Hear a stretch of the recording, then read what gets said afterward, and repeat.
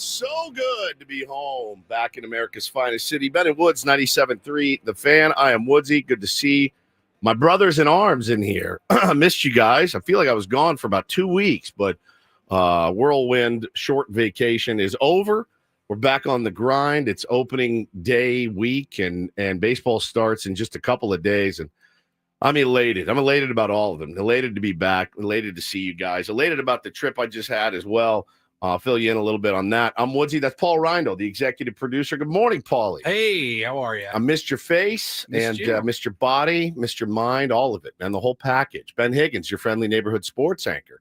I missed all of that about you as well, man. It's good to see you. Thanks for filling in yesterday. I didn't fill in. It's also my show. So it's kind of like I just was here and you weren't. It's kind of like when you say I'm going to babysit my kids. Yes. Like, no, those are your children.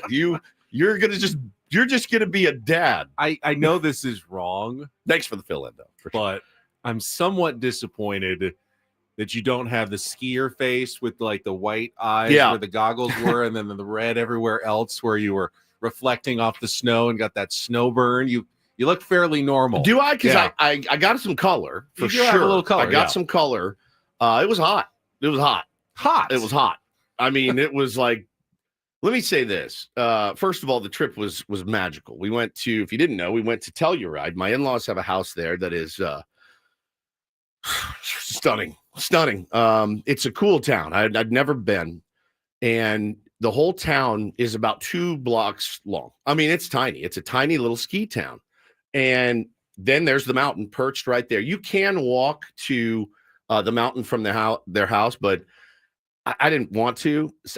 Here's the thing. I didn't know about altitude, Paulie. Nobody has ever said anything about altitude and the effects of altitude and what they can have on the human body. I've never heard anything about this. So I didn't really know what to expect. Now, I hadn't been to Colorado in many years. I can't even look at it with a straight face. I hadn't been to Colorado in many years. And the altitude just kicked my teeth in. I would walk up the stairs at their house.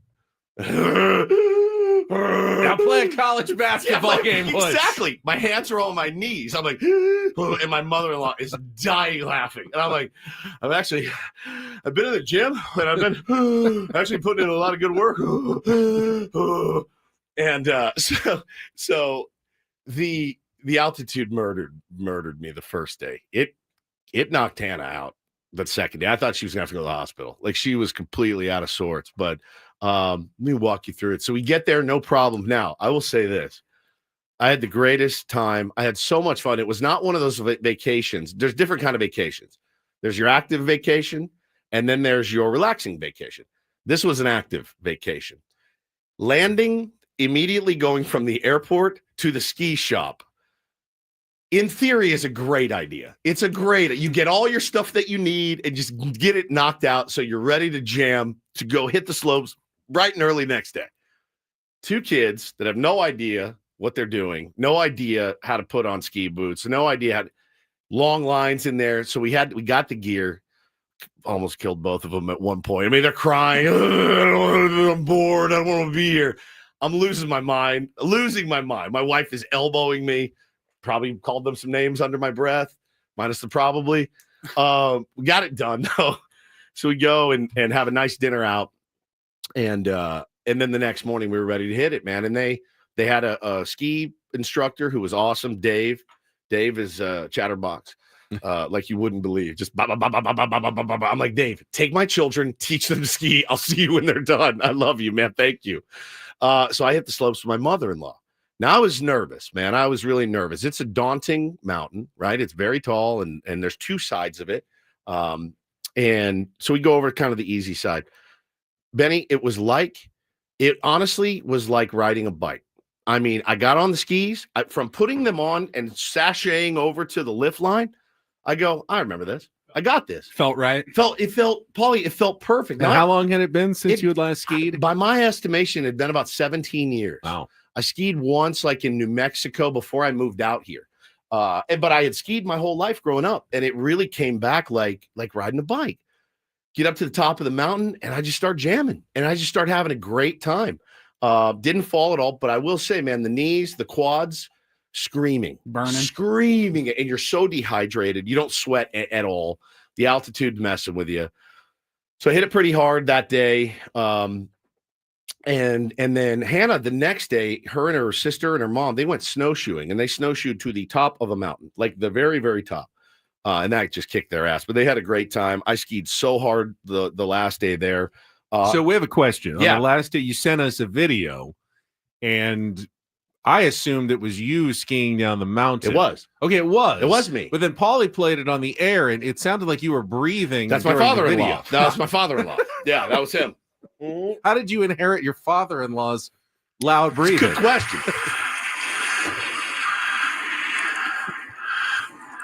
Yeah, that's him. Very Woods-like. Yeah, very Woods-like. Mine's a little more deep. Because it was from a distance. Like, you can't tell who's who. Everyone's Marcus. Oh, he thought, oh, this is probably Woods, but everyone looks puffy and, coming down. I was like, I don't know. I thought that was maybe him filming Hannah or something because you just hear. You didn't see him zoom in. He zoomed in on me. Someone. That was me. It could have been you. That It could have been covered head to toe. other people. Why would I send you a video of some random guy we skiing? didn't know. So good. Yeah, it's not guttural enough for me. Mine is much more. But Carlos says not enough nasal whistle. yeah, it's true. That's true. We had such a great time. But the last day skiing there was, for me, it was Sunday. 3, 2. Yeah, Catching up with Padres pitcher. That's me. So last day skiing there, I'm not kidding when I say I could have skied in a t-shirt by the end, like a long sleeve tee. I had my long john shirt on and my jacket. My jacket was unzipped. I mean, the conditions were perfect. It was just the most perfect experience. And then yesterday, so I got up early, took Bo to his last day of ski school, and he was nervous. He'd been on the bunny slope for 2 days and just crushing the bunny slope, but it's basically a flat ground, essentially, tiny little slope down. So Dave said, Bo, I'm taking you up today. You're going to ride the chairlift. And he was about as nervous as I've ever seen him. No tears, no nothing. Got a video later of him bombing down the mountain, the big mountain. I was sobbing last night when I got it. I was so proud of him. He crushed it. Taylor did really well too. I don't know what his day, I think he bailed on skis yesterday, just hung out with his grandmother. But man, he took to it like no problem, just bombing down the mountain, leading the charge. It was really, really cool. So it was an awesome family trip. The town, I highly recommend going. The people were so kind, and there's this fascination though.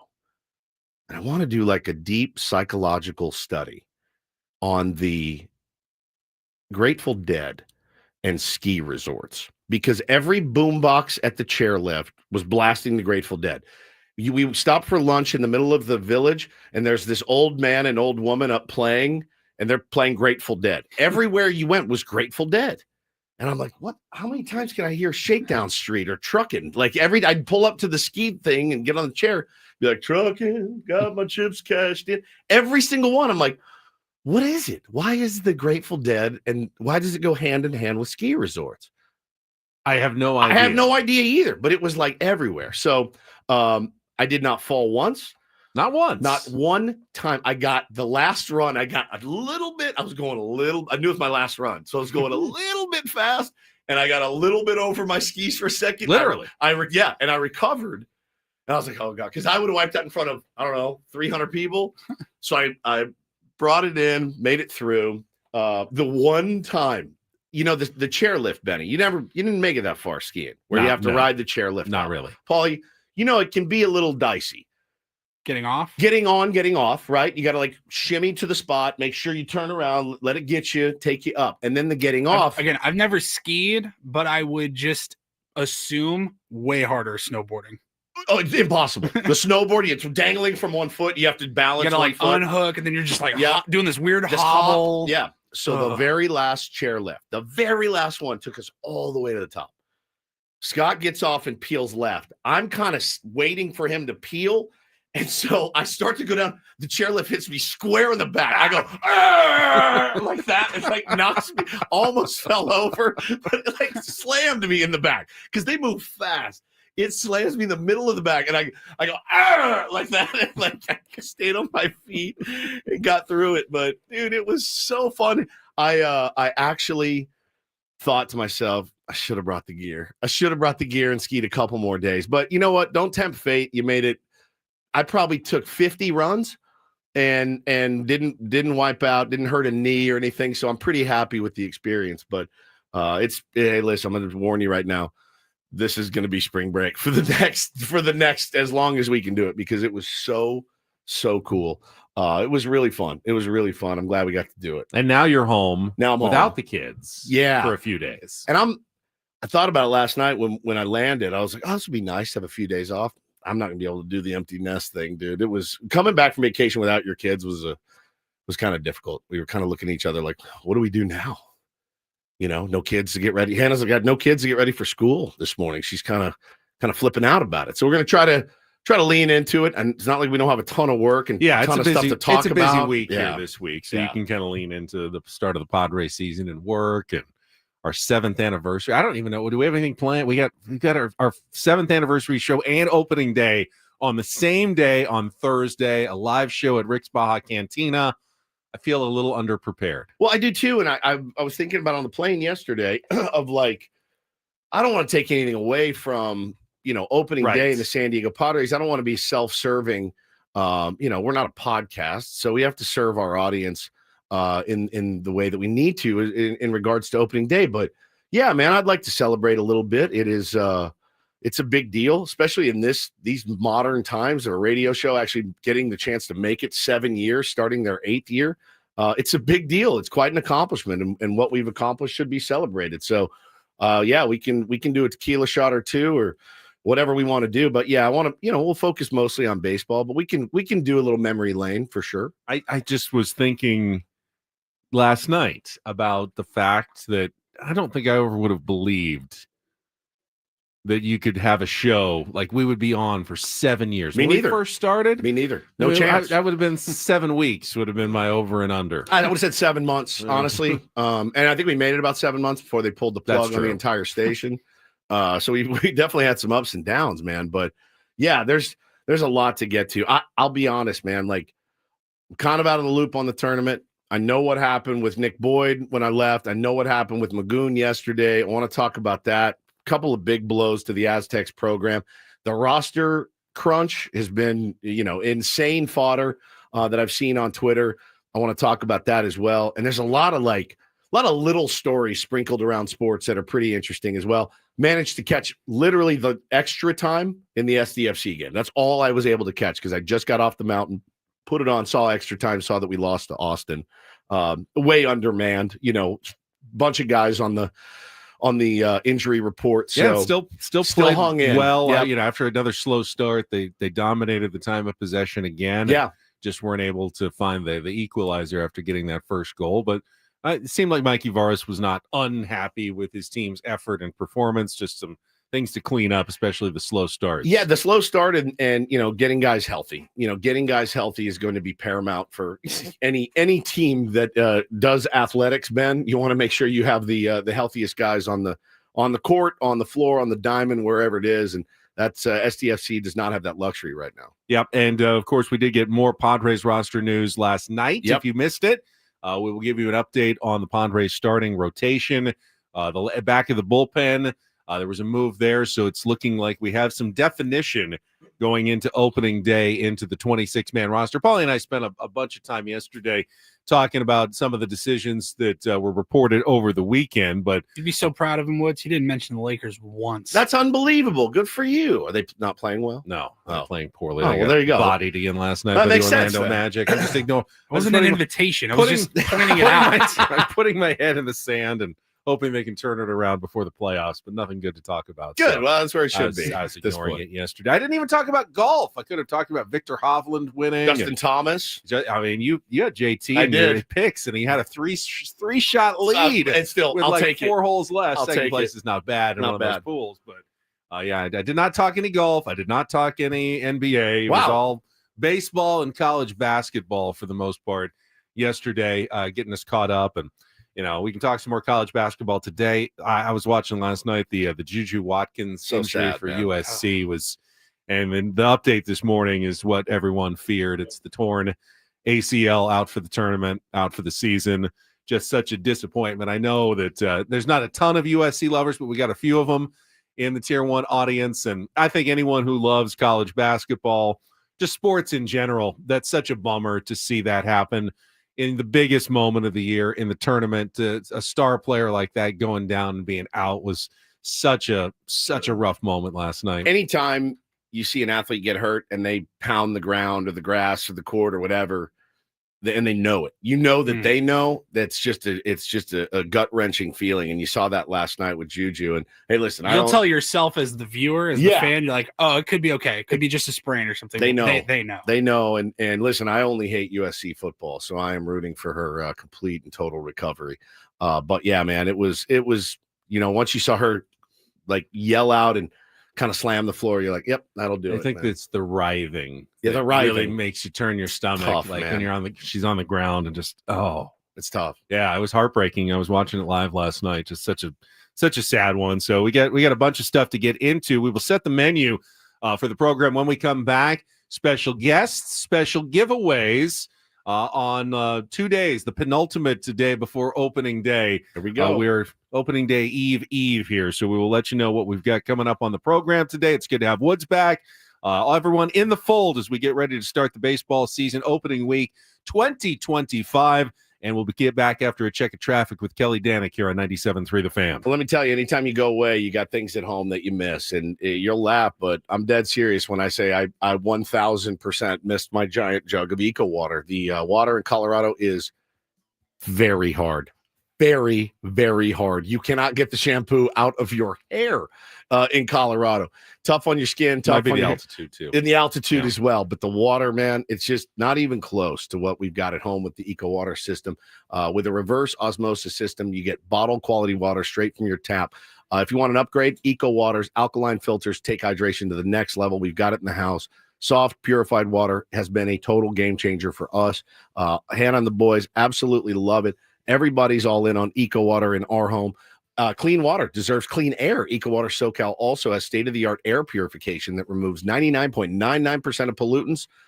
So now I've got pure water, fresh air, happy family, all thanks to Eco Water SoCal. Couldn't be more happy with our Eco Water system. Get a free in-home water test today. Call 760-350-3338 or go to ecowatersocal.com.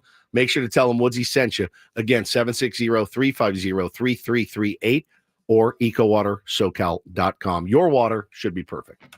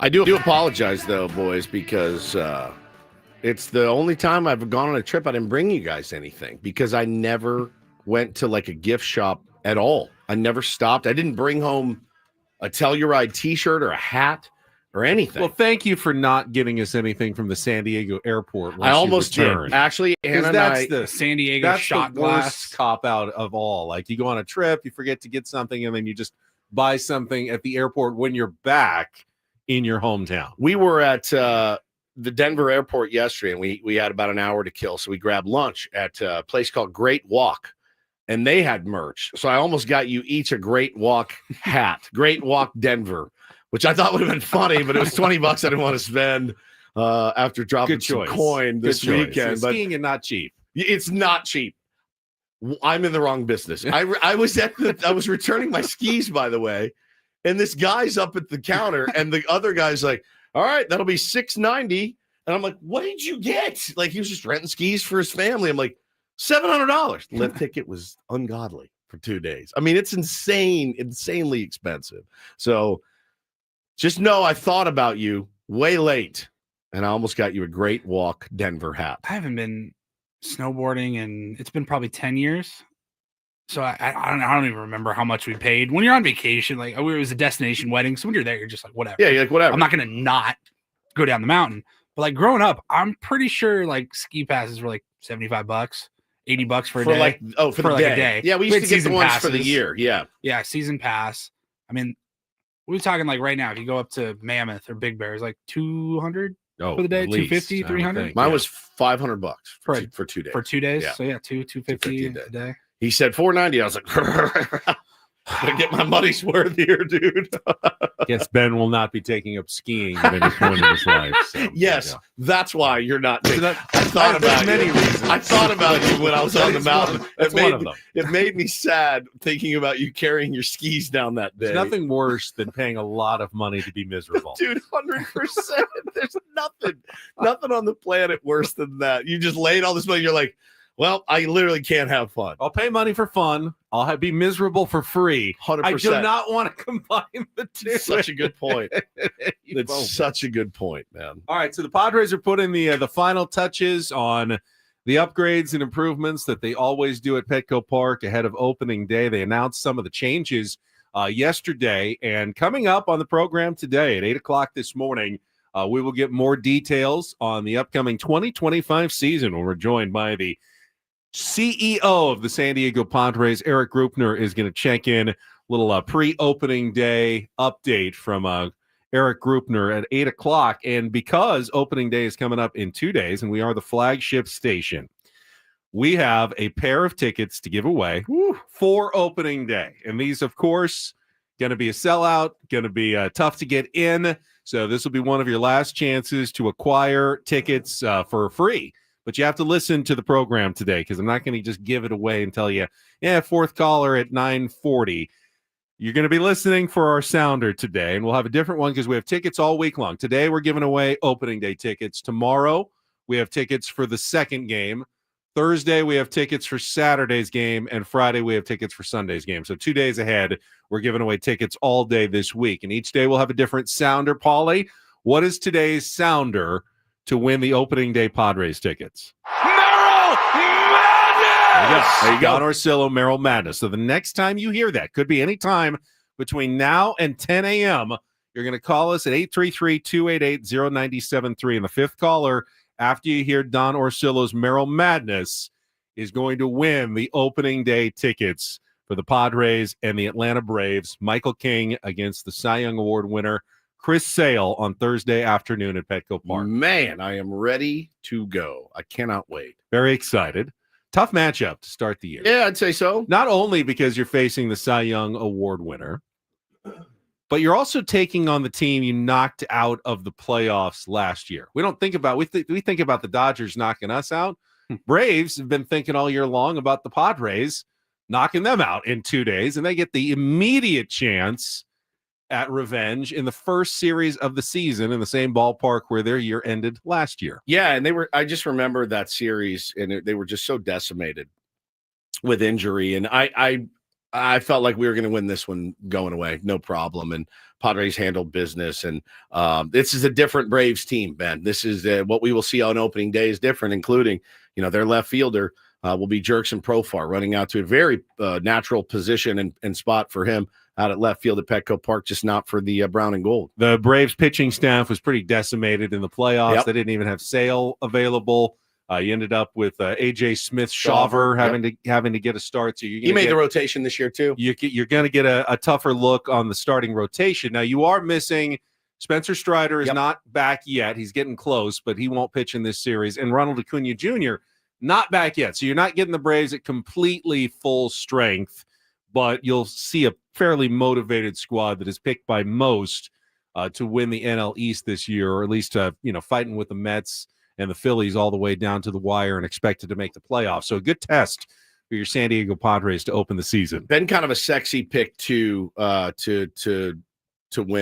the NL. I mean, if you don't want to pick the Dodgers because everyone else is picking the Dodgers, the Braves are probably, if you said you can pick any, you can't pick the Dodgers, pick anyone else. Probably number two. Braves are probably the team that gets the most choices in that scenario. And again, just based on look who they have coming back. They got an MVP coming back, and they got a potential Cy Young coming back, and they'll be here. Maybe in all of baseball, not just the National League, like to win the whole thing. Yeah, but 100%. And they got a good young rotation. Again, like every single team, it's going to be health dependent, but they have a really good squad. It's going to be an ultimate challenge for the Padres right out of the chute. So we do know now who the Padres starting rotation is going to be. Not the specific days for everybody, but based on the moves from last night, we can say with somewhat authority and confidence, the Padres have made their decisions for their starting rotation. So we'll get into that, Coming up in our next segment, bottom of the hour, talk about the final roster moves that were made yesterday. Brandon Lockridge making the squad as well. Woods, you can discuss the moves that had everyone really up in arms yesterday on the show. Yeah. Yuli Gurriel making the team. Jason Hayward, obviously, probably going to be your starting left fielder to open the season. So we'll get into those Padres moves, and then we'll talk some Aztecs. The bad news yesterday, Magoon Guath entering the transfer portal. We can get into that in our 7 o'clock hour, plus all of our regular features like Don't Do This. Take on Woods back after we took the day off yesterday. We played a real or fake game of Colorado ski resorts yesterday. Oh, nice. Went right down to the wire. Beaver Creek was the winner. That's a real one. That is a real one. Yeah. Very good. And then Ryan will report at the end of the show. Again, you're listening for that sounder. Don't call now. Next time you hear Merrill Madness from Don Orsillo, you'll call in to win the Padres tickets at 833-288-0973. We'll take a quick timeout, come back, and talk Padres roster decisions next here with Ben and Woods on 97.3 The Fan. Gambling problem? Call 1-800-GAMBLER. GEGE 000-466. For a full list of games and rules, played at 7 Mile Casino. Visit 7milecasino.com. One thing you can't do up in Colorado is go to 7 Mile Casino. That's true. Very, very nice card room in Chula Vista. First time I went there, my expectations were actually low because I had passed it a few times, and I go, I would have known if this place was nice, right? But I walked in and I go, no, this place is really, really nice. It's comfortable, it's clean, it's friendly. It's upscale, and if you like playing cards, I don't think you're going to find a better spot in all of San Diego than 7 Mile Casino. Yeah, Benny, I could not agree more. Decide for yourself, though. Go give it at least one shot, right? Go grab lunch, play a little California-style blackjack. You can go in and out. I mean, it's 7-minute drive from downtown. You can get in and out of there in an hour, get lunch, drive on back to work or home, whatever you want to do. But yeah, see for yourself. Don't take our word for it, man. It's a spectacular place that we love, and they've been with us since the very jump of Ben and Woods. And they want you to know, if you're looking for high limit action, they can take care of you. High limit players find a home at 7 Mile Casino, whether it's Texas Hold'em or California style blackjack. You're going to sit down. They're going to take good care of you. You got food specials from Sammy's. If you're a player at the table, 35% off. That's a great discount. If you're playing, you can eat right there at the table. Enjoy all the TVs, everything that 7 Mile Casino has to offer. Make the quick drive down the 5 freeway to Chula Vista. 7 Mile Casino, just 7 minutes from downtown.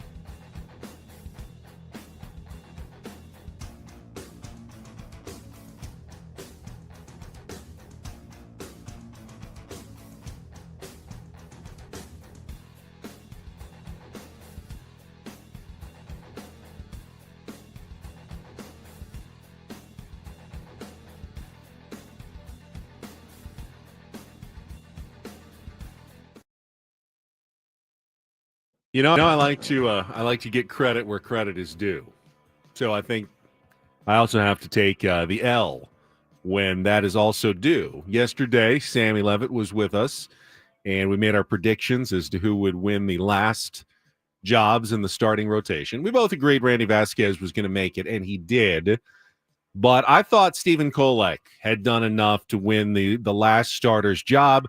Sammy said he thought it was going to be Kyle Hart, and it turned out Sam Levitt was right. Last night we got word after the Padres broke camp in Peoria, probably were headed home when they released the news that Stephen Kolek had been optioned to Triple-A, one of the moves that was made yesterday, leaving the Padres with a starting rotation of Michael King, Dylan Cease, Randy Vasquez, Nick Pivetta, and Kyle Hart to open the season with, Yu Darvish standing by, hopefully getting healthy within the first couple of weeks and rejoining the rotation at some point. Woods, your thoughts on Kyle Hart and Randy Vasquez winning the competition to join the starting rotation? Kolek got a lot of play, got a lot of opportunities. I thought he did a really good job, induces soft contact, gets ground balls. Again, not an overpowering guy by any stretch of the imagination, but I thought he pitched well enough to earn that spot. And I was kind of concerned about Randy Vasquez, but he has kind of come on a little bit as of late. Kyle Hart, I just don't feel like I saw enough of him, but again, man, we talked about it a little bit before the show. What it looks like today doesn't necessarily mean that's what it's going to look like in 2 weeks. The most hubbub I saw was about the bench pieces, and I did kind of step back for a second and go, man, we're getting pretty worked up about some of these bench pieces, and there's a little bit of clarity that can be brought to the table. I didn't have it this morning. I asked you about it. I said, man, I'm kind of bummed if Oscar Gonzalez opts out, and turns out with Oscar Gonzalez, he's got a couple of months to decide. So yeah, AJ Cassavell was with us yesterday. He didn't know the exact date, right? But he does have an opt-out if he's not on the big league roster, but it's not yet. It's sometime during the season, whether it's May 1st or June 1st. We don't know specifically when that date is, but the Padres can send him down to Triple-A. Now, he's not on the 40-man roster, right? So they didn't have to option him, and they didn't. He was not officially one of the moves, but they can now assign him to presumably El Paso and bring him up, at any point. They can add him to the 40-man roster, bring him up, and then if they do, he'll be locked into the Padres for a major league deal, and he will not be able to opt out. But they have time to do that. They did not have time with Yuli Gurriel, who had an opt-out this weekend. If he was not added to the 40-man roster, he could have left the Padres organization, gone somewhere else, and tried to latch on with another team to make the big league. So in a lot of ways, I think the Padres' decision, I mean, they thought they were impressed by Yuli Gurriel. I don't know if you read the piece from Kevin Acee. They were truly impressed by what they saw. The professional, hitter that he is, felt like he has bounced back from did have some rough seasons the last couple of years. Felt like he's a better player now, and he's more like the player that won the batting title. Was 3 or 4 years ago when he won a batting title than the one that really struggled the last couple of years. And if they didn't put him on the roster, likely we're going to lose him. So when you have that facing that decision, it makes sense. You can always change your mind later and say, okay, well, Yuli, it's not working out. But if you don't put him on the roster now, you don't get a do-over later. You lose him. So it's like getting 2 players for the price of 1 on your roster right now by starting the season with Yuli Gurriel. Yeah, I mean, had you told me, December 1st, all right, Woodsy, I've got the crystal ball, and here's your Padres bench going into 2025. It's going to be Yuli Gurriel, Jose Iglesias, Martin Maldonado, Gavin Sheets. I would have said, what? I wouldn't have guessed any of those guys, not one of them. I would have said, it'll be T-Wade. We just got Connor Joe, Jason Hayward, maybe. If he makes the squad. Eggy Rosario is probably going to be there. There's a good chance Eggy's not with this organization anymore sooner than later. That's the one that may sting a little bit in the future. And the Padres realize that. They do. They think that Eggy's going to be claimed. Yeah. And not only that, they think he will be in the big leagues, and they think he's going to be a decent big leaguer at some point. And they know that they may regret that decision, but they also feel like he's not ready right now to contribute to a team that's trying to win in 2025. And they just felt like we don't have a place to hide him on the 26-man roster this season. We need that spot for other guys, and they made the tough decision not to add him, which means they're going to have to DFA him, put him through waivers, and there's a very good chance he ends up claimed and in another organization by the end of the next week. Probably like the Mariners or something, who absolutely need some guys that can hit left-handed pitching. And Aggie actually did a decent job hitting right-handers in spring training. Hit a couple of bombs off some right-handers too, which I know was part of his game that he was working on. You don't want to be known as a guy that can just, platoon and hit left-handers. So I think that's, like you said, that could be one that stings. Is he going to go on to turn into the next Brent Rooker? I don't know. I have no idea. For his sake, I hope so. Good for him. But yeah, man, it's certainly some interesting decisions. But with Connor Joe going down to the minors, I know he's super bummed about that. I don't blame him even a little bit. I saw somebody say that you said Connor Joe did exactly what the Padres brought him in to do. It's exactly what he did. Got on base a ton. I think his OBP was over 1,000 at the end of spring training. OPS. Oh, I'm sorry. His OBP over 1,000 would be very good. Guys, 50 for 50 on base. 51 for 50. You're not sending that guy down to AAA. His OPS, over 1,000. So, he did what he was supposed to do. This is the nature of this dirty, dirty business. And again, like Paulie and I were talking about yesterday, just because Connor Joe is not on the team Thursday, he may be there Saturday. You have no idea. He could end up 155 games on the Padres roster this year. He will be a part of the Padres organization this year. They will need him. They will call him up. I can almost assure you of that. Does it suck after working so hard and having a good spring that you don't get to do the opening day line up, walk out to the foul lines, get introduced to your hometown team? Absolutely. Absolutely. That's a rough go. But that's part of the deal. When you sign with a team that is, going for the playoffs and has a bunch of veterans competing for jobs, someone gets left out on opening day. You know what's funny? Speaking of opening day, like I was so excited for Brandon Lockridge to make the team. I really was. And we talked about that. How do you put Tyler Wade on a roster over Brandon Lockridge based on the skill set, based on what they bring? The only thing that Lockridge doesn't do that Tyler Wade did was play infield. But with an aged Jason Hayward playing left field, here's a question. Do you roll Lockridge out opening day, your starting left fielder, to play the lefty-righty matchup? I've got some thoughts on that, and we will get to that after a quick check of traffic here on 97.3 The Fan.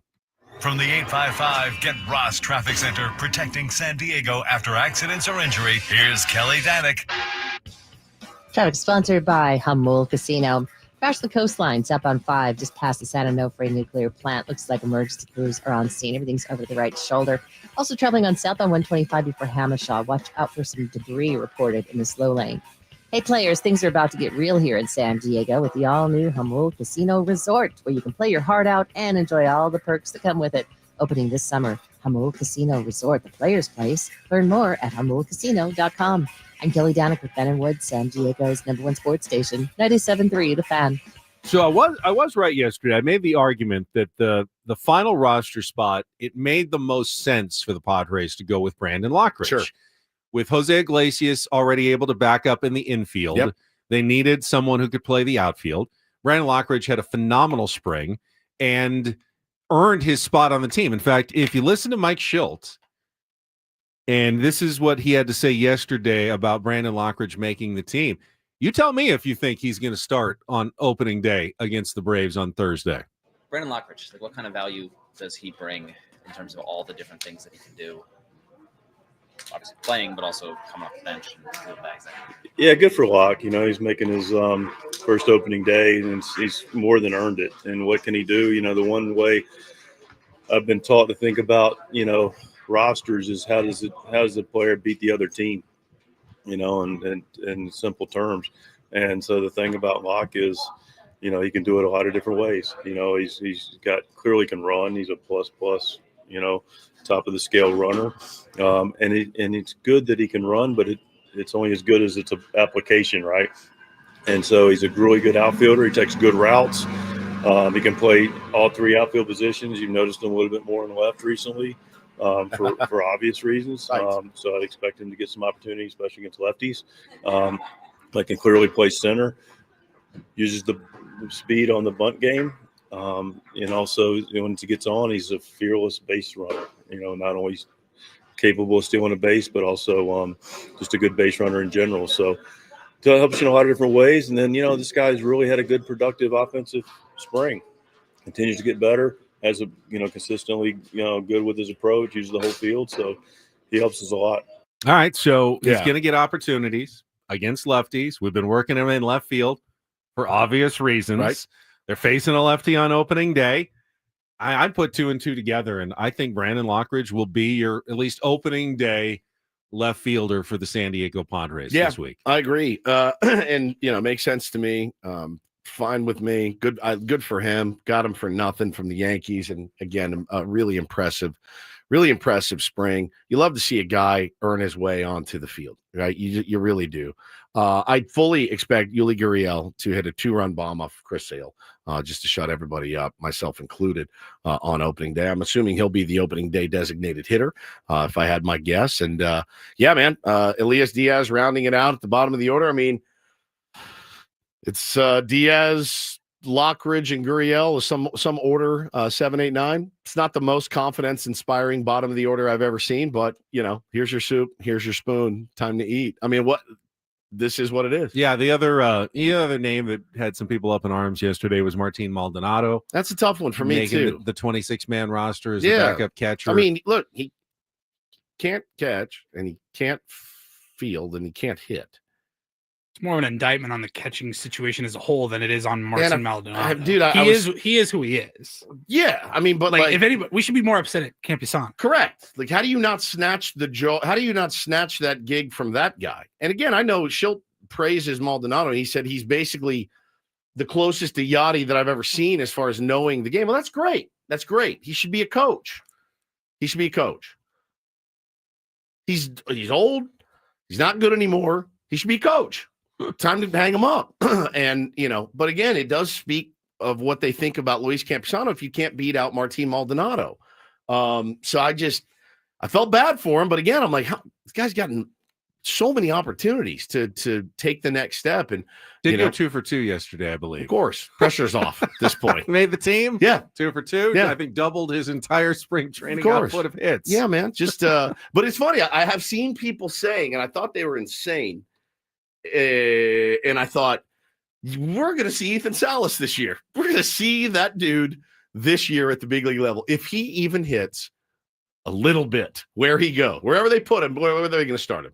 Single A? Double A. Double A? Yeah. If he hits even a little, that dude's your catcher at second. No, you're not second half of the season, but in the second half of the season, you'll probably see Ethan Salas make his debut. I made it as a joke when we were talking. Somebody in you baseball, made it as a joke like 3 months ago. A couple months ago, somebody did their bold predictions, and we were going through some of them. And I think somebody said it was ESPN, Jesse Rogers or whoever was like, "Oh, Leo DeVries will play for the San Diego Padres in 2025." And I was like, "Bro, the way it's looking, like Ethan Salas is going to play." Yeah, for real. Padres. I mean, that's how people. And it's not as much of a joke anymore. If he just hits a little bit, I really think that's probably the move later in the year, which is insane. The final bullpen spot is the only thing we're not sure of, although the Padres did option Ron Marinaccio down to Triple-A, which leaves them really with just two choices, Logan Gillespie or Jose Nunez or Juan Nunez, the Rule 5 pick. And the thinking right now from the people who are covering the team is that Gillespie, Mike Shell had some nice things to say about Logan, and seems like he's got the upper hand to be the long guy in the bullpen to start the season for the Padres. And so they'll let Nunez go back to probably Chicago, go back to whatever Seattle. Chicago, can't remember where they Kolick him was from, Seattle yeah. last year. That's true. Yeah, I think it's the Cubs. Whoever they are. Oh, maybe the Cubs. Yeah, they'll have to offer him back for $50,000. I think is they paid $100 to get him. Yeah, give him back for $50. So you take that L, and you're not going to have a Rule 5 pick on the team this year. Orioles. Orioles. We were all wrong. Just all right. keep guessing until you get it. So those were the final decisions. They don't have to actually announce the 26-man roster until Thursday morning. So we'll get the final word then, along with the opening day starting lineup. But sounds like they've made their choices. Wonder how T-Wade's doing. Probably not good. Sounded like it was tough. I mean, You know, They she'll love that talk guy, about man. it and said how hard it was to talk to him and not have him in Oh, camp yesterday. Now, will he pass through waivers? Is there a chance that he remains with the Padres organization? Potentially. It's possible. Yep. It's possible, but not guaranteed. All right, so that's some Padres talk. We will get into the bad news for the Aztecs yesterday and more coming up next year on The Fan.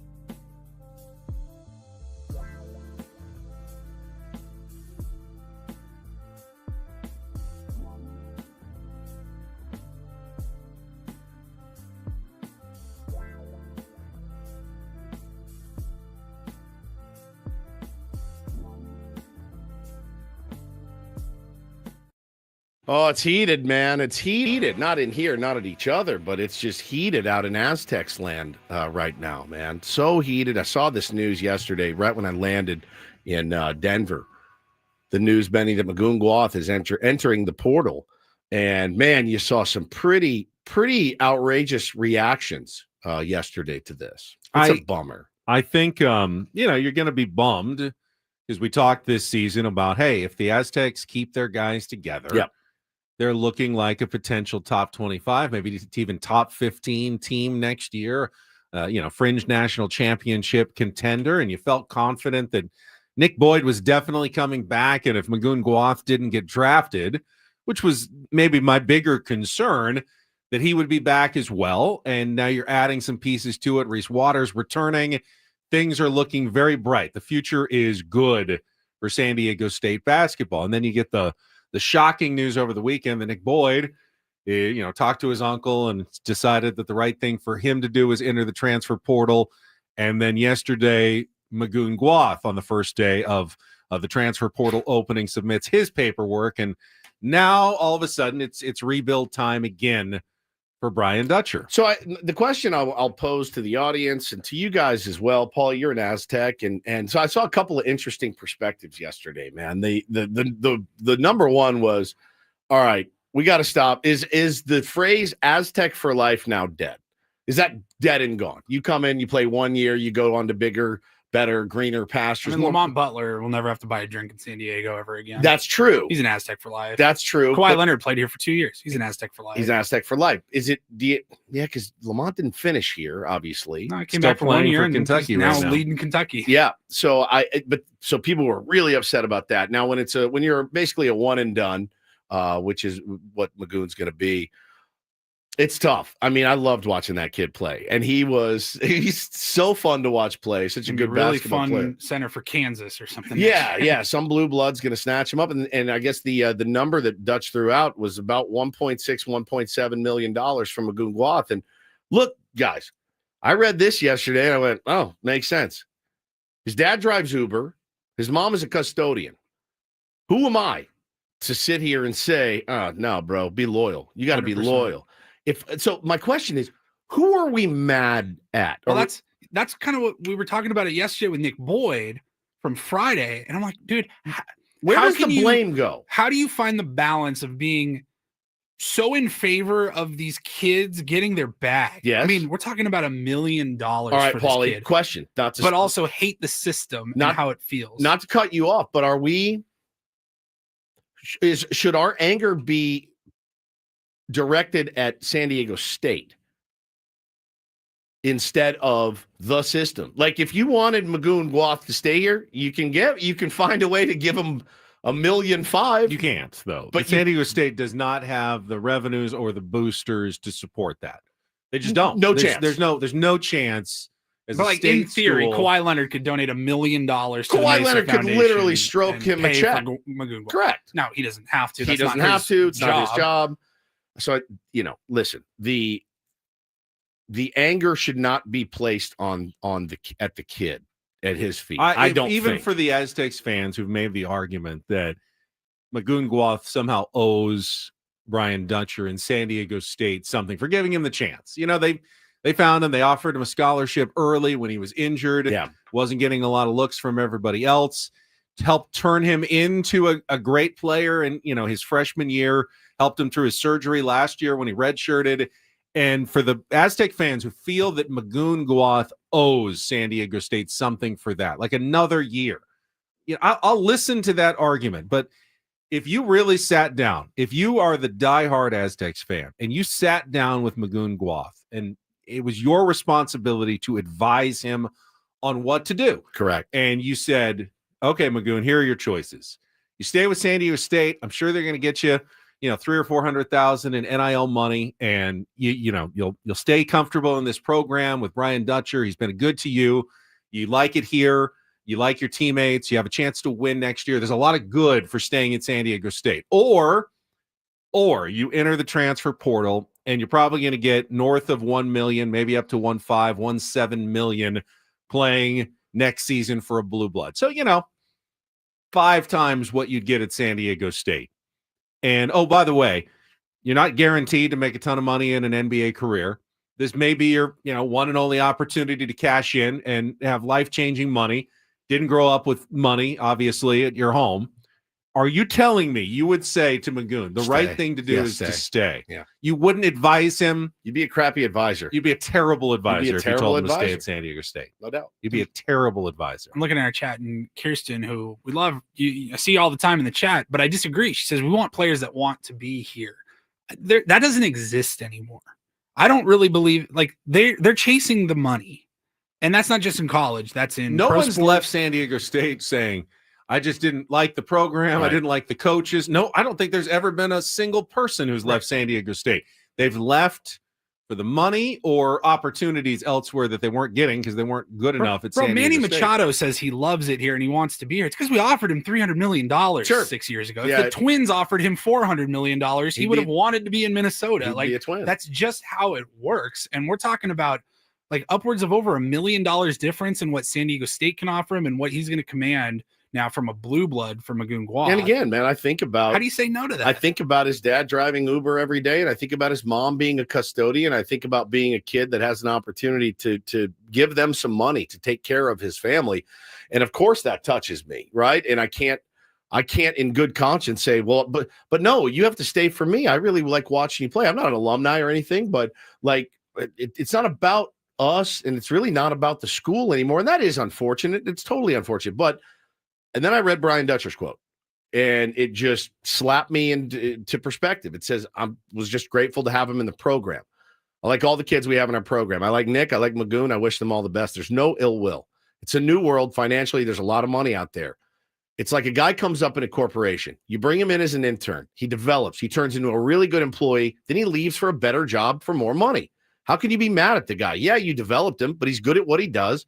And now he stepped out and decided he wants to do something financially. It's like if Paulie got an offer to go to Chicago for 5 times what he makes. You're not loyal to me, bro? Come on, dude. Everything we've been through, that makes me a terrible friend. That makes me a terrible mentor. That makes me a terrible everything. I mean, what these kids are getting the chance to do. You're not going to Chicago, though, by the way. It's too cold. You won't like it. I wouldn't like it. Yeah, you're not going to like it. What Stay these here. kids get to do now, this opportunity to really cash in, and Magoon Guad very well could have a good NBA career, not just an NBA career, but a good. And Right. we don't know. He could also get hurt next year Correct. in the second week of the season. You just don't know. How do you say You got to no? get your bag. That's literally the American dream. And How do you say no? Adam in the chat says, Ben, you're completely wrong when you say SDSU doesn't have the boosters. They most certainly do. They do. San Diego State basketball is a well-funded program compared to most of college basketball. But compared to the biggest schools, the Duke, Kentucky, Kansas, they're nowhere in the same neighborhood, and they will never be in that same neighborhood. And so they will always be vulnerable to getting players poached by the biggest schools that need, players like Nick Boyd and Magoon Guad on their team. They're going to be vulnerable to that. Now, the flip side of that is Brian Dutcher is going out right now, and he's going to the Kennesaw states of the world and middle Tennessee states of the world that have even less money. And Correct. guess what? He's going to be taking their best players for San Diego State for next season, I mean, like he look at did with Nick Jared Boyd's- Coleman-Jones the year before. The Aztecs will steal other teams' players, and they will get better that way, but they will also lose their players to the North Carolinas and Kansases and Dukes of the world. That is the new order of college sports. Nick Boyd loses to San Diego State in the Final Four at FAU and is playing for the Aztecs Correct. the next year. Correct. And now he's often going to be on another even bigger team. Yeah. It's just the It's the called- lower schools are the feeder to the San Diego States, and the San Diego States Are the feeders? are the feeders to the big blue bloods. I mean, it's literally like climbing the corporate ladder. That's what it is. That's exactly what it is. You start as an intern, you work your way up into sales, and then you go from sales to management, and then from management, you're running an entire team. It's the way that it goes. And Adam's arguing that there some boosters are not donating. They don't like the administration. I'm sure that's true at every school. You could have complete buy-in from everyone at San Diego State. They will never, ever have the money of the level of, the Kentuckys, the North Carolinas, the Dukes. It's just a different world. It's a different conference. It's a different, Duke has an international fan base. They're drawing from so many more people and boosters than San Diego State can ever draw from. It's just not. It's apples and oranges when you're talking about the finances of San Diego State and other schools. I don't even think the SEC basketball programs are currently getting a ton of money. Now, look, they have a ridiculous amount of resources just at the school, being those big like Auburn, Alabama, but all their money is still going to football.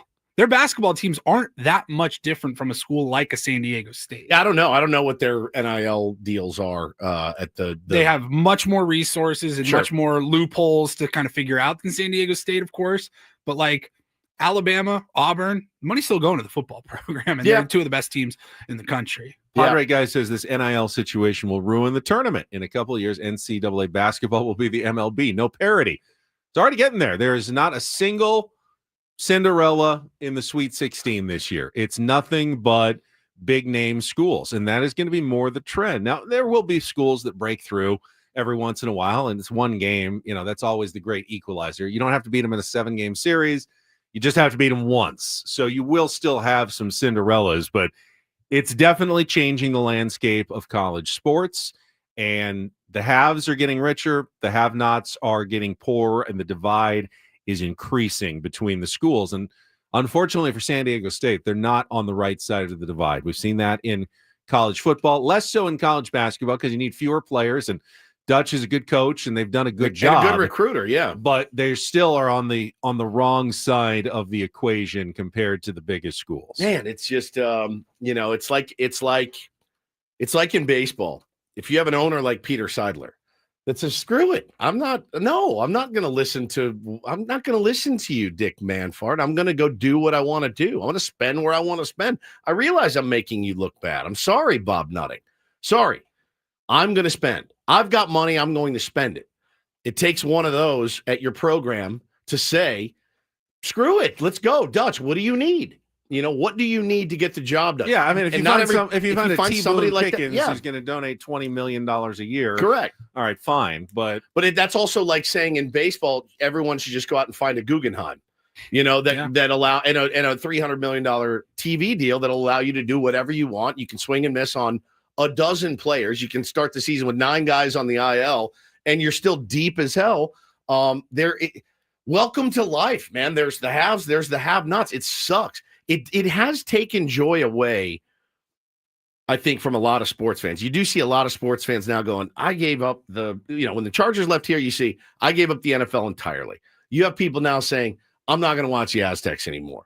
I have a lot of faith that Brian Dutcher can put together a really good argument team. Is that the Aztecs are going to be okay. It just won't be with Magoon and Boyd. It'll be with other players. Yeah. I trust Dutch to find Correct. And he's earned that the trust, players to bring back and rebuild the program. Is it going to be as good as you thought it might be? Maybe not. 2 weeks ago? Maybe not. There's going to be a learning curve again, which is unfortunate because every year there's going to be that learning curve again, which makes it harder. The job has gotten harder. And I don't think Brian Dutcher or any other coach would deny that fact. One thing that Dutch does, though, he runs a good program, a respected program, and we've got Don't Do This coming up next. You can be a blue blood in college basketball and still step in it big time, like the University of Connecticut did over the weekend at the NCAA tournament. Crazy. We'll get to a little Don't Do This and more coming up next year with Ben and Woods on 97.3 The Fan.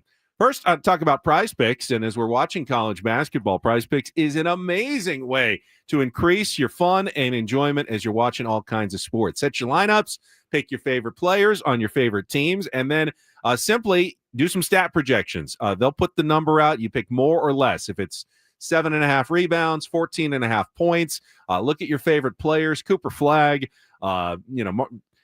Sears, any of the top college basketball players, they are there. And with baseball starting this week, Prize Picks is a great way to nightly, daily, put together lineups between 2 and 6 players and win up to 1,000 times your cash. They got 10 million members, billions of dollars in awarded winnings at Prize Picks. I've got a little chunk of that myself. I've been enjoying Prize Picks for the better part of a year now and would love you to join me on the app. Just download the app at prizepicks.com and use the code KWFN to get $50 instantly when you play your first $5 lineup. That's code KWFN to get $50 instantly when you play your first $5 lineup. It's Prize Picks. Run your game. Must be present in certain states. Visit prizepicks.com for details.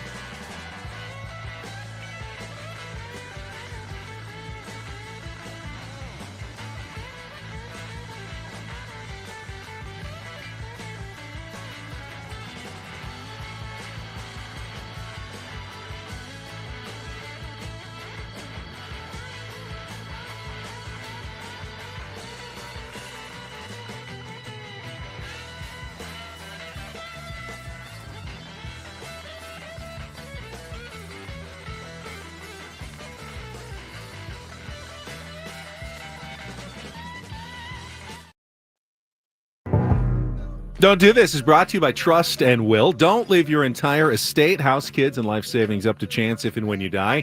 Do set up a trust or will online at trustandwill.com. This is a lot more affordable than you think. Visit trustandwill.com for more info. All right, we'll start with a college basketball story that says even if you've got a top program, you can still step in it like the UConn Huskies did over the weekend. Their streak of 2 straight titles, 13 straight wins in the NCAA tournament came to an end with the loss to Florida. Good game on Sunday morning, 77-75. There were some questionable calls, as there are in any close college basketball game.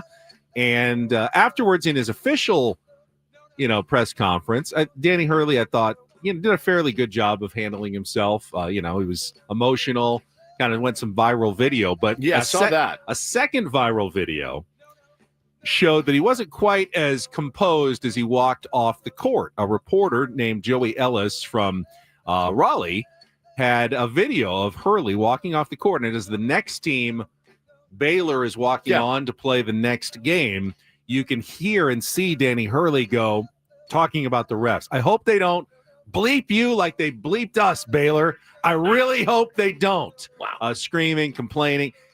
Stephen A. called, he's a sore loser, essentially. He was a sore loser as he walked off the court, blaming the officials. Now, maybe it is a hot take by me, but everybody was ripping Dan Hurley. You can't have it both ways. You can't be that emotional. I'm like, bro, who among us has not gotten screwed over by a ref, whether you're watching the game or playing the game, and said the exact same thing? I have never yelled at an official. Honestly, I'm not really that upset about Dan Hurley. The Don't Do This story goes to the SID, the Director of Communications for the UConn Huskies, who saw this video posted and threatened the reporter, Joey Ellis, telling the reporter that he would ruin his life if he did not take the video down because it made his coach said, "I'll ruin your life. Look back, I'll ruin your life if you don't." This video has already gone viral. You can't unring the bell, but it's not.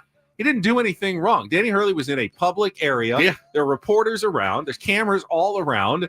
He's doing his job. He's posting the video of Danny Hurley. It's, it was going to get some attention and engagement. That's quite a get. This is how he is reacting as he walks off the floor. The Don't Do This goes to UConn for threatening a reporter simply for doing his job there.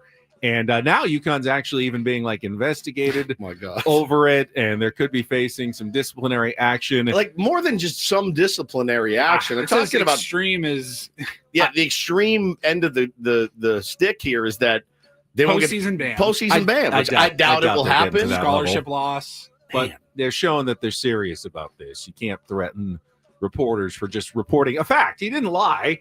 He has the video of exactly what happened. It was just the truth. Bad luck for the UConn Huskies. Here's an update to a story we did all the way back in 2022. You may remember Cain Velasquez. Such a sad story, but there was apparently a child, somebody that was taking care of his 4-year-old son. Cain Velasquez, UFC fighter. Yeah, UFC champion Cain Velasquez was not somebody I would want to mess with ever. But this guy, Harry Galarte, Ben, was accused of molesting his 4-year-old son on about 100 occasions. Cain Velasquez hears this, sees red, tracks this guy down, fires several shots through the windshield from a .40 caliber handgun into the car that this guy was in, along with his mother and stepfather. Shot actually the stepfather in the arm, non-life-threatening injuries, but Cain Velasquez was arrested and now has been sentenced to 5 years in prison. He will be given credit for 3 years already served. I think he'll do 2 years, Ben. And he actually went on a podcast recently and he said this. He said, what I did was not correct. I understand that. I paid and I'll pay whatever else as far as I have to do to pay that all back. I don't think I can pay that back, but I can always learn from my mistakes and help others. He said, the way I handled things was not the way to do it. We cannot put the law in our own hands. Made me sick to my stomach as a father because I like anything, you put yourself right into his shoes. And I don't know that I would have the self-discipline to let the legal process play out either. I just don't, especially if there was, especially if I thought I had the proof of that. I don't know that I'm going to let the attorneys handle this one. I'm going to let the law handle it. I know that's not the right way to do it, but I think about my kids and How do I get money on this dude's books so he can buy himself some snacks? Because I like, in my opinion, he served 3 years. That should be it. Put an ankle monitor on him, call it a day. I see Kurt in our chat. Well worth it, Kane. Can we agree why? Yes, it's why this is wrong. He ended up shooting not even the right guy.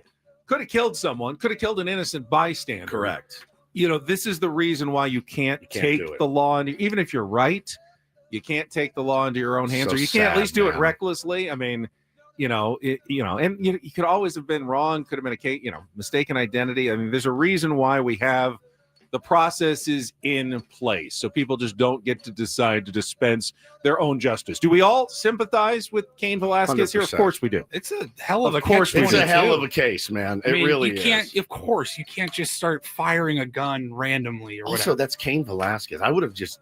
But if he got his hands on this dude, forgive he would have killed him. He would have ripped. Yeah, he would have killed him. Now, do you believe what he said on the podcast is how he feels, or was he simply going for a reduced sentence by showing contrition? Honestly, like remorse for what he did. Because here's what happens now: his son, and he's got other kids as well, but now his son has already been without his dad for a few years, and now his son's going to be without his dad for another couple of years, while that guy was on probation and will be set free after he finishes his probation. So it really is the worst case scenario. Your son still got abused. He's still going to be scarred for life. Kurt says, how much jail time did the sex offender get? Correct. None. He's a free man. And that is, it just makes me sick. It makes me sick to my stomach. I'm so uber paranoid of it. You have no idea. Like the vetting that goes on in my life with my kids, because it's so hard to come back from that. It really is. And so it just trust no one as it pertains to your kids. I know I'm sure jail is not easy for anyone. For him, it will be fine. I doubt Cain Velasquez is going to have to worry too much about guys messing with him. They always say too, like, hey man, you're a big guy. Somebody's going to come for you. And that I've seen enough jail shows that may be the case. He's not worried about it. Also, he beat up or tried to kill a pedophile. Celebrate you in prison for that. But man, it is okay. JW says he's about to go to court, but he's been out. This guy with an ankle monitor. The legal process is slow. Yeah, I mean, it's frustrating. It's tough. Dude. We actually have an update. Somebody's listening live. Our in-house attorney, friend of the program, he just texted me and he said he's been on house arrest since 22. He shouldn't have to serve much actual time left. Okay. He certainly will not the full 5 years. Right. So, man, hopefully, I guess not as much time left. It's so sad. He's already been in there for 3 years. Yeah, it's tough. That's really, really tough. But good luck to him. Finally, terrible story that did lead to a doo-doo this moment. DD mega doo-doo. Talked to the beginning of the show. Last night, Juju Watkins, USC sophomore star, mega college basketball star on the women's side. Just devastating injury. You could tell it was probably ending her season in the first quarter yesterday against Mississippi State in the second round of the NCAA tournament. She was writhing on the court for a few minutes and then had to be carried off the court into the locker room, crying. Just awful for college basketball. The USC Trojans, though, at least for one night, absolutely had her back. And without their star player, still went on to destroy Mississippi State. They won by 40 some odd points. And after the game, I thought the coach, Lindsey Gottlieb of USC, now they didn't know the results of the MRI yet from Juju Watkins, but listen to her speech to her women's basketball players after the game last night. This is good coaching. No matter what. And I am so grateful. You guys had my back. You had each other's back. You had Ju's back. The fans had your back. We were a team. We were drop, and then the tidal wave ocean came. And I will never forget this game for as long as I live. It's a big deal to go to the Sweet 16. We are going to Spokane. We are going as a team. If you can play, we got to bring the energy and the fight and say we don't change our goals, right? But we give a little extra energy, for what she would bring, but also just to say anytime we're man down, we step up for one another because that's who we are. Right? Huge. Isn't that amazing? Huge. I mean, Love it. well, that's some coaching right there. You lose a player like that. That's tough, man. Try to use it to bring your team together. I don't know if USC has a chance now without their star. It's only so much you can do with emotion and teamwork when you're missing one of the best players in college basketball, if not the best player in college basketball. But that was some coaching by Lindsey Gottlieb last night. No question. Any relation to Doug Gottlieb? No, I don't believe so. That makes Same, sense. college basketball, yes, but she's from New York. I looked it up, and I don't believe they are of any relation. All right. And that is Don't and Do This for a Tuesday. That was Don't Do This with Ben and Woods on 97.3 The Fan. All right, when we come back, it is opening week.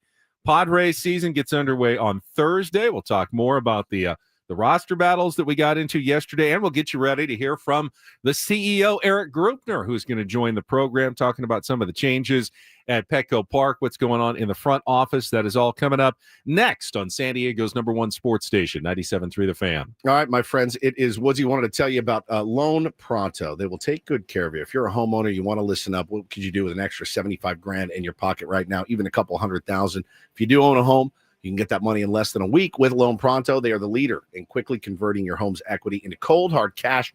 Pay off your credit cards, start that home remodel. And Loan Pronto, they got several easy options to let you access the cash from your home's value. Virtually no paperwork, no cumbersome process, no junk fees, oftentimes no appraisal. Average homeowner right now has over $300,000 in equity. That is your money. Use it. All right. You can get it approved in as little as a day. So act now with no hard credit pull up front.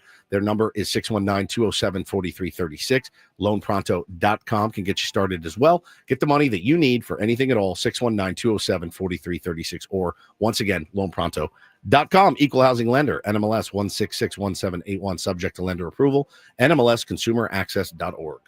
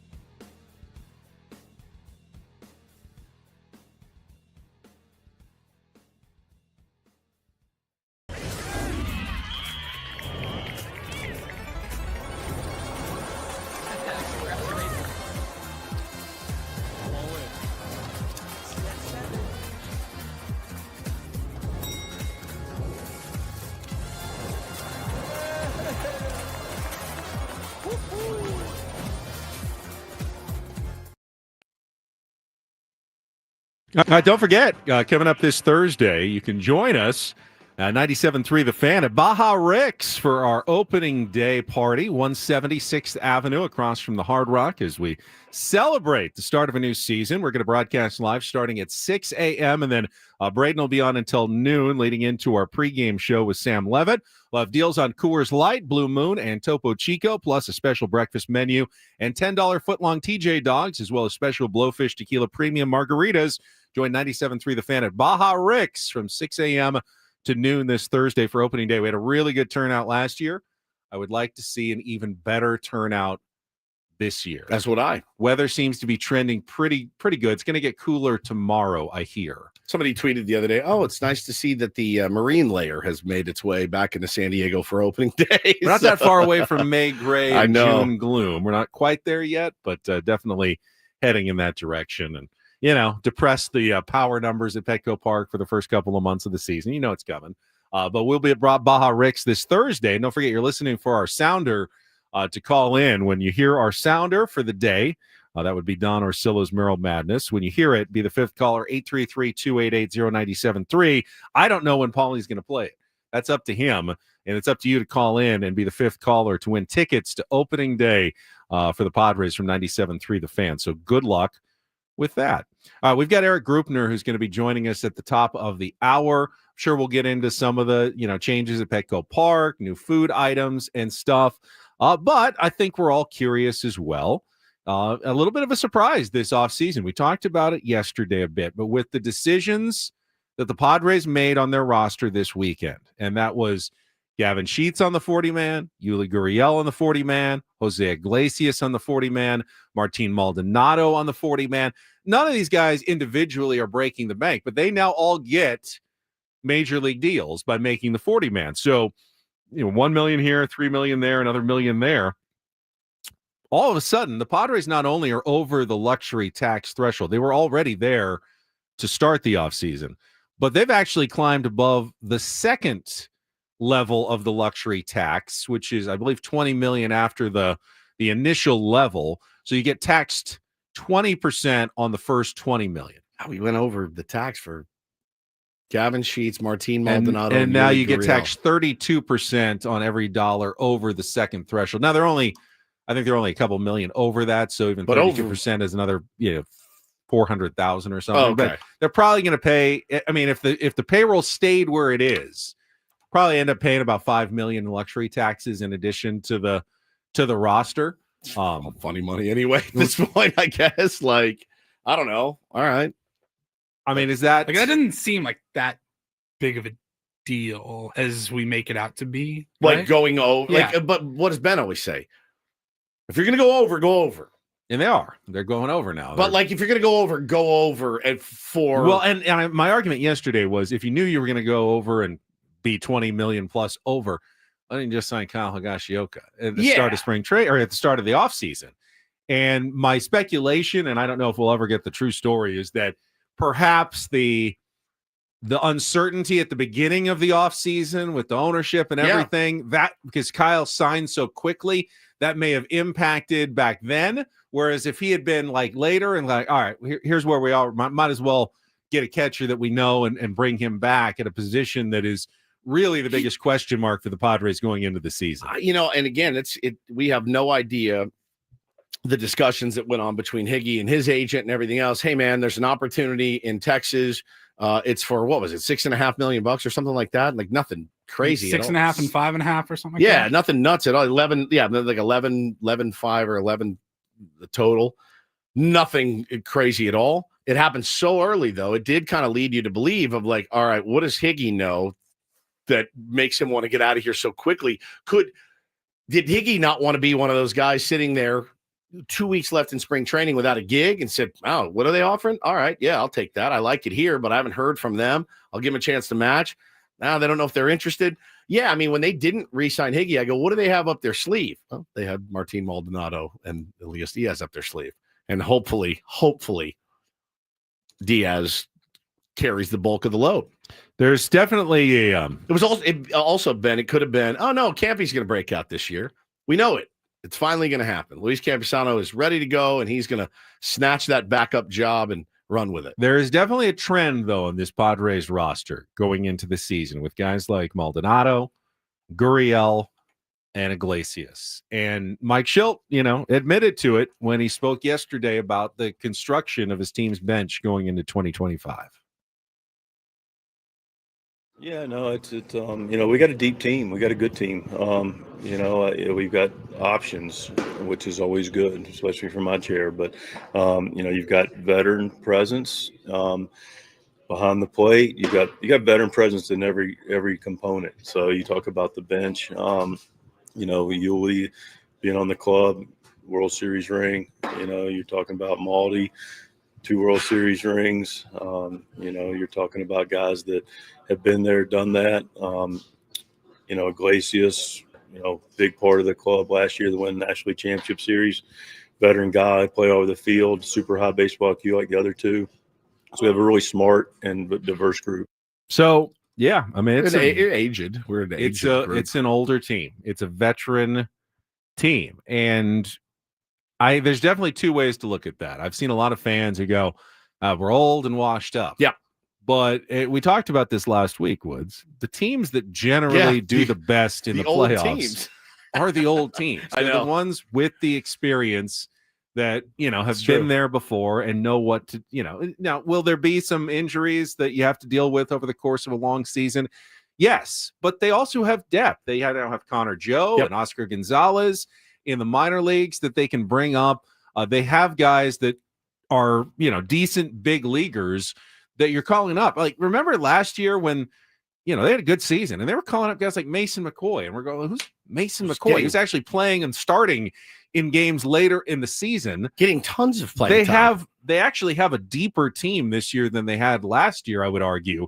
Going into the 2025 season. Yeah, again, I mean, we didn't know what Peralta was going to contribute. We didn't know what Donnie Barrels was going to contribate. They did. You're going to need that from Gavin Sheets. I mean, neither of those guys were even on the team to start the season last year. Right. So, yeah. You're going to need Gavin Sheets to hit. You're going to need Jason Hayward to rediscover the fountain of youth, a little bit. And look, I know it's a lot of ifs, but this is where we're at. And as I mentioned earlier in the show, had you read our bench to me on December 1st, somebody going, you're out of your mind. You're out of your mind. These guys are none of these guys are even going to get tendered a contract. And lo and behold, they made the team. So I'm hoping for the best, but again, like you said, there are still options in the minors, Ben, which is not really something we've had recently. My other argument yesterday was to caution against panic for no reason, because the bottom third of the order is big question mark. You've got options. I don't know any of them are going to come through. Will Sheets or Gurriel come through at the DH? Maybe. I really doubt that any of the catchers are going to have an all-star type season. So that's probably a spot where you're worried about. But what teams out there, love their 8th hitter? I mean, what teams out there are relying on their 8 hitter to carry them to the playoffs? Because that's who we're really talking about here for the most part. Alex says you guys love defending this team. I'm literally making fun of this team. As I speak right now, I'm making fun of the fact that our bench is like 75 years old to a man. I don't know what else. You're going to hear what you want to hear, but there's no... The Dodgers are going to have like Andy Pajes hitting 8th, in some games. I mean, nobody's 8th hitter is supposed to be the best player in the league. Yeah, I mean, look, I'm really happy 1 through 6. I'm nervous 1 through 7 or 7 through 9. I feel like I'm nervous 7 through 9 every single year, though. Most teams are. Most teams are.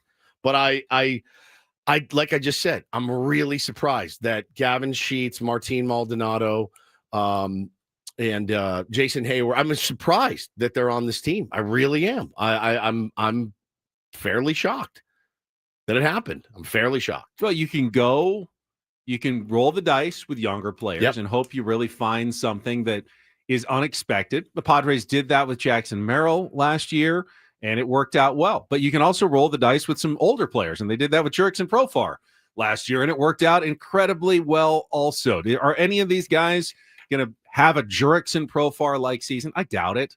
That Jurickson Profar season was, remember, out of nowhere. Yeah.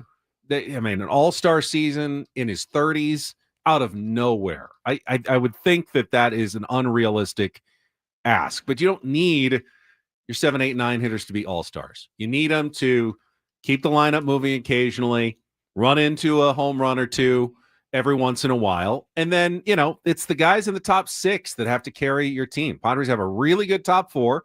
They got a 5 and a 6 that you're hoping, in Jake and in Xander, they can have better seasons than they did last year, which is definitely possible. And if all that happens, the bottom third is not a huge difference. You just don't want them to be horrific. You don't want 3 guys who are all hitting 140 at the end of your lineup, because then you've got a black hole. It's such a possibility. You can have one too. guy who's It's hitting such a 150. possibility. I mean, most teams will, but you can't have 3. You need to find out of Sheets, Gurriel, out of Iglesias. Someone has somebody's to going to have a good season. year. Yeah, no doubt. A Frenchie M wants us to keep it in perspective. He says any of the Padres bench players could be starters on my Angels team. I don't know if that makes me feel much better because, again, you want this team to be in contention. And, again, I'm not going to flip out right now. We haven't even played one game yet. So it's going to look different halfway through the season. It's going to look different at the end of the season. That's one thing I can assure you. It always does with AJ Preller teams. Always. All right. We talked a little bit about the starting rotation. We can get into more of that before Eric Grupner joins us. First, though, let's check traffic here on 97.3 The Fan. From the 855 Get Ross Traffic Center, protecting San Diego after accidents or injury, here's Kelly Danick. Traffic is sponsored by your local San Diego County, the UPS stores. Well, some trouble for you out of the South Bay, northbound side of the 805 near Orange Avenue. Vehicle went up the right shoulder embankment. Another crash reported right around H Street. It's over the right shoulder. And now getting reports of a collision north 805 near 43rd. Several vehicles involved. Got the slow lane blocked. And southbound side of the 805 near 47th. An accident involving several vehicles. This one appears to be blocking the left lane. In the North County, deal with a collision on southbound at 15 before Via Rancho Parkway. It's mostly over to the right shoulder. Your local San Diego County, the UPS store locations are hosting a shred event from April 7th through April 15th. 50% off shredding services. Visit theupsstore.com for the location nearest you. See store for details. And Kelly Danick with Ben & Woods, San Diego's #1 sports station, 97.3 The Fan. Now, we didn't get any explanation from Mike Schilt about the starting rotation because that news came after they had already left Peoria and broken camp. So he'll talk about that, I presume, tomorrow when the team hosts a workout at Petco Park that's open to the media. But when Stephen Kolek was sent down to the minors, I was a little surprised because I thought the competition was still going right to the last weekend. And if you look at the numbers of the last start between Kyle Hart and Stephen Kolek, Kyle Hart gave up 6 runs in his last appearance. Stephen Kolek pitched yesterday, 5 innings, 5 hits, 2 earned runs against the Seattle Mariners. However, I think the number that was big in those 2 starts. For Hart, 0 walks. For Kolek, 4 walks. Really? You think that was the difference? I mean, if you're talking about razor thin margins, one thing that I've learned about Mike Schilt, walks drive him crazy. Oh, that's every pitcher, but every manager. And we talked to That's Sammy. correct. We talked to Sammy, and he said he went to that Kyle Hart game. So the numbers don't really tell an accurate picture. His defense let him down a couple of times. Had like a 2-out hit by pitch, and then like a wind-aided home run after that. It wasn't nearly as bad of an outing as 6 runs might indicate. Which Got happens, some swing and miss. He actually, they thought, had a pretty good outing, even though the numbers kind of lied about it. Kolek, meanwhile, did what he does. He had a lot of traffic, got a couple double plays to escape what could have been worse jams, put guys on base, was dancing around, and he'll probably end up starting some games for the Padres. Oh, no question. This year. But right now they're going to go with, Kyle Hart and Lefty. Randy Vasquez. Yeah, lefty too. I mean, gives you a different look. You need that, but yeah, I mean, obviously pulling for all those guys. Want everybody to have a good season, but yeah, it's it is what it is at this point. Losing you, Darvish, really hurt. The length and depth of this rotation right now, but hopefully he can get back. Yeah, and what the benefit of that is presumably Vasquez and Hart are kind of in a still continuing competition for the first couple of starts of the season. Whoever performs well gets to stay in the rotation when Yu Darvish returns. The other guy probably heads back to AAA to keep working on stuff and get a call up later in the year. So you'll end up with you'll see which guy is better. You'll know after the first couple of weeks. All right, Randy Vasquez off to a great start. He's locked in his spot. Yu's back. Hey, Kyle, we'll call you up again maybe later in the year, or vice versa. Kyle Hart pitches like a Choi Dong-won winner early in the season, and Hey, you Randy remembered Vasquez that. is. I totally made that up. I could be 100% wrong on that. I thought but you just nailed that. Is that what it's called? The Cy Young in Korea? I have it. If you got that right, I'm going to be very Let's impressed. see. Padres. Who did this? Kyle Hart, Kyle winner Hart, of the Korean Cy Young, also known as the Choi Dong-won Award. Very good. The guy's unbelievable. It's like a steel trap. He is. I couldn't remember that with a gun to my head. And if he gets off to a hot start, then maybe Randy Vasquez heads back to AAA when Yu Darvish returns, or reality, someone else kind of gets hurt, and it's a revolving door in the starting rotation. The cure for, and again, I've seen all kinds of theories about Kolek going down too. It's they want to continue to watch his innings and this, that, and the other. And look, I don't know. I mean, he's not your hot young prospect, Ben, that you need to baby him and make sure that he's good to go second half of the season. Also, sending a guy down to El Paso to pitch doesn't really do wonders for their confidence or certainly their numbers either. So it's a tough putt for him, man. It really is. It's a tough go for Kolek, who I thought pitched well enough. But again, they're going to go with the lefty. They're going to go with Vasquez. They like what they've seen. They trust Randy after last season as well. So we knew that when we sat down with Schulte at FanFest. He was raving about it. Did y'all know he started 20 games? Oh, wow, you're right, man. So this is what they're going to do. This is what they're going to do. This is what we are. This is what we're going to watch. And they haven't announced the order. We do know it's Michael King on Thursday, Dylan Cease on Friday.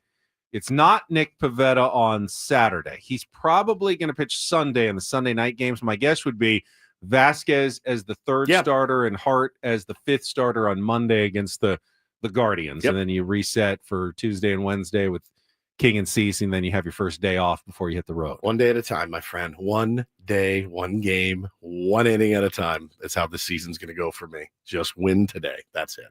All right. Eric Grupner, the CEO of the San Diego Padres. It's been a minute.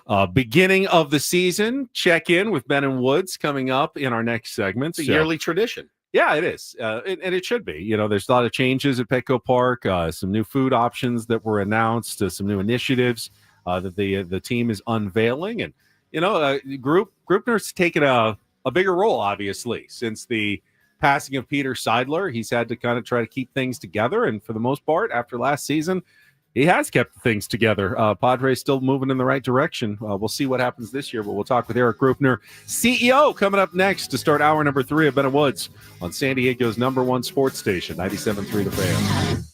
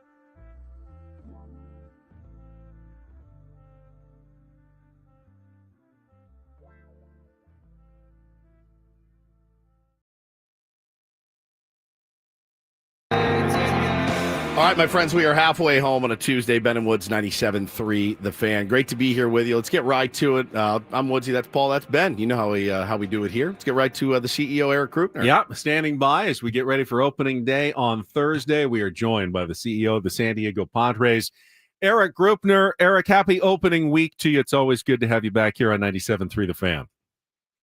Happy opening week, gentlemen. Great to be back with you. It's been a bit. It's been a bit. It has. So last year, I remember you guys were putting the finishing touches on all the renovations to Gallagher Square, like right up to the last minute. Yeah. Like, right before the park opened. We had all that rain. Oh, yeah. Yeah, that was terrible. Now, this year, are we going to be cutting it quite as close for some of the renovations for the Western Metal Supply Company? Or are we good to go for opening day? Some fewer heart palpitations, less anxiety this year. We are coasting into the finish line here. We actually had a grand open on Saturday for the Western Metal Building. Great event. It was really awesome to have some of our fans out and give them an opportunity to witness the new team store, the completely renovated Bud Loft, transformed rooftop. Those two spaces are now connected. We cut a sunroof in the top of the Western Metal Building, built a grand staircase, and now we can have groups of 1,000 or more that can come out for private events and games and be in that space that's kind of tied together. So yeah, everything's pretty much done. Some punch list stuff. You always have little finishing touches 72 hours out, but we're going to be ready to rock. 1:10 p.m. on Thursday, opening day against the Braves. Their season was ended at Petco Park in the postseason last year, so I know they're going to come back and healthier and hungry, and so it should be a great 4-game opening series against two really good teams that I expect may be playoff teams this year and competing for a World Series championship out of the National League. So hope fans get an opportunity to come out to one of those 4 games, and if not, we've got plenty of additional options coming up with the season underway. And you talk about heart palpitations, Eric. It's one of those things. It's that thing that accompanies a baseball season. And, you work yourself in a tizzy about who's playing where and who made the team and who didn't. And are we going to let this guy go or that guy go? And, the hope has been springing eternal, though, in San Diego. And I think it probably comes with the weight of expectations, right? After a great season last year that, and I never asked you how you felt about this, but we've spent a lot of the offseason talking about how the Dodgers were like, actually, every other team was really easy to beat. It was the Padres that were worried. And I haven't been able to reconcile that. How do you, as the CEO, how have you done with that this offseason? Yeah, it's been tough, right? I mean, on one hand, you take it as a compliment. On the other hand, it reminds you of how close this team was last year to breaking through and winning the first World Series championship in the history of San Diego. Yeah. And that is, make no mistake, that's our goal. And that remains the same. It hasn't changed one bit. Every morning we wake up, we are more driven than ever to figure out how to win a World Series championship for our fans and for the city. So last year was tough. It was tough the way it ended. It was a team last year that, one of the really consistent aspects of last year's team was the ability to score runs. And, we were really good at that. And we didn't have during the regular season many, if any, stretches like we had in the postseason in those last few games against the Dodgers. And, credit to them. They figured out how to suppress, our offense long enough to win that series. And then they went on and won the World Series. And credit to them, but we got to figure out how to beat them. And we get another shot this year, and we're ready. And, so yeah, I didn't love it. I didn't love, it didn't make me feel great at the end of the day that it was a compliment. I think it was a genuine, sincere compliment. And sure. There's a ton of respect between our two franchises. It's a great Southern California rivalry that really over the last several years has been elevated above even that of the Red Sox Yankees in the sport of baseball. And all eyes have been on Southern California, even when we began the season last year in Seoul, Korea against each other. We got the better of them during the regular season, but that doesn't mean a thing if you can't get past them in the postseason. So we're going to try to figure out how to do both this year.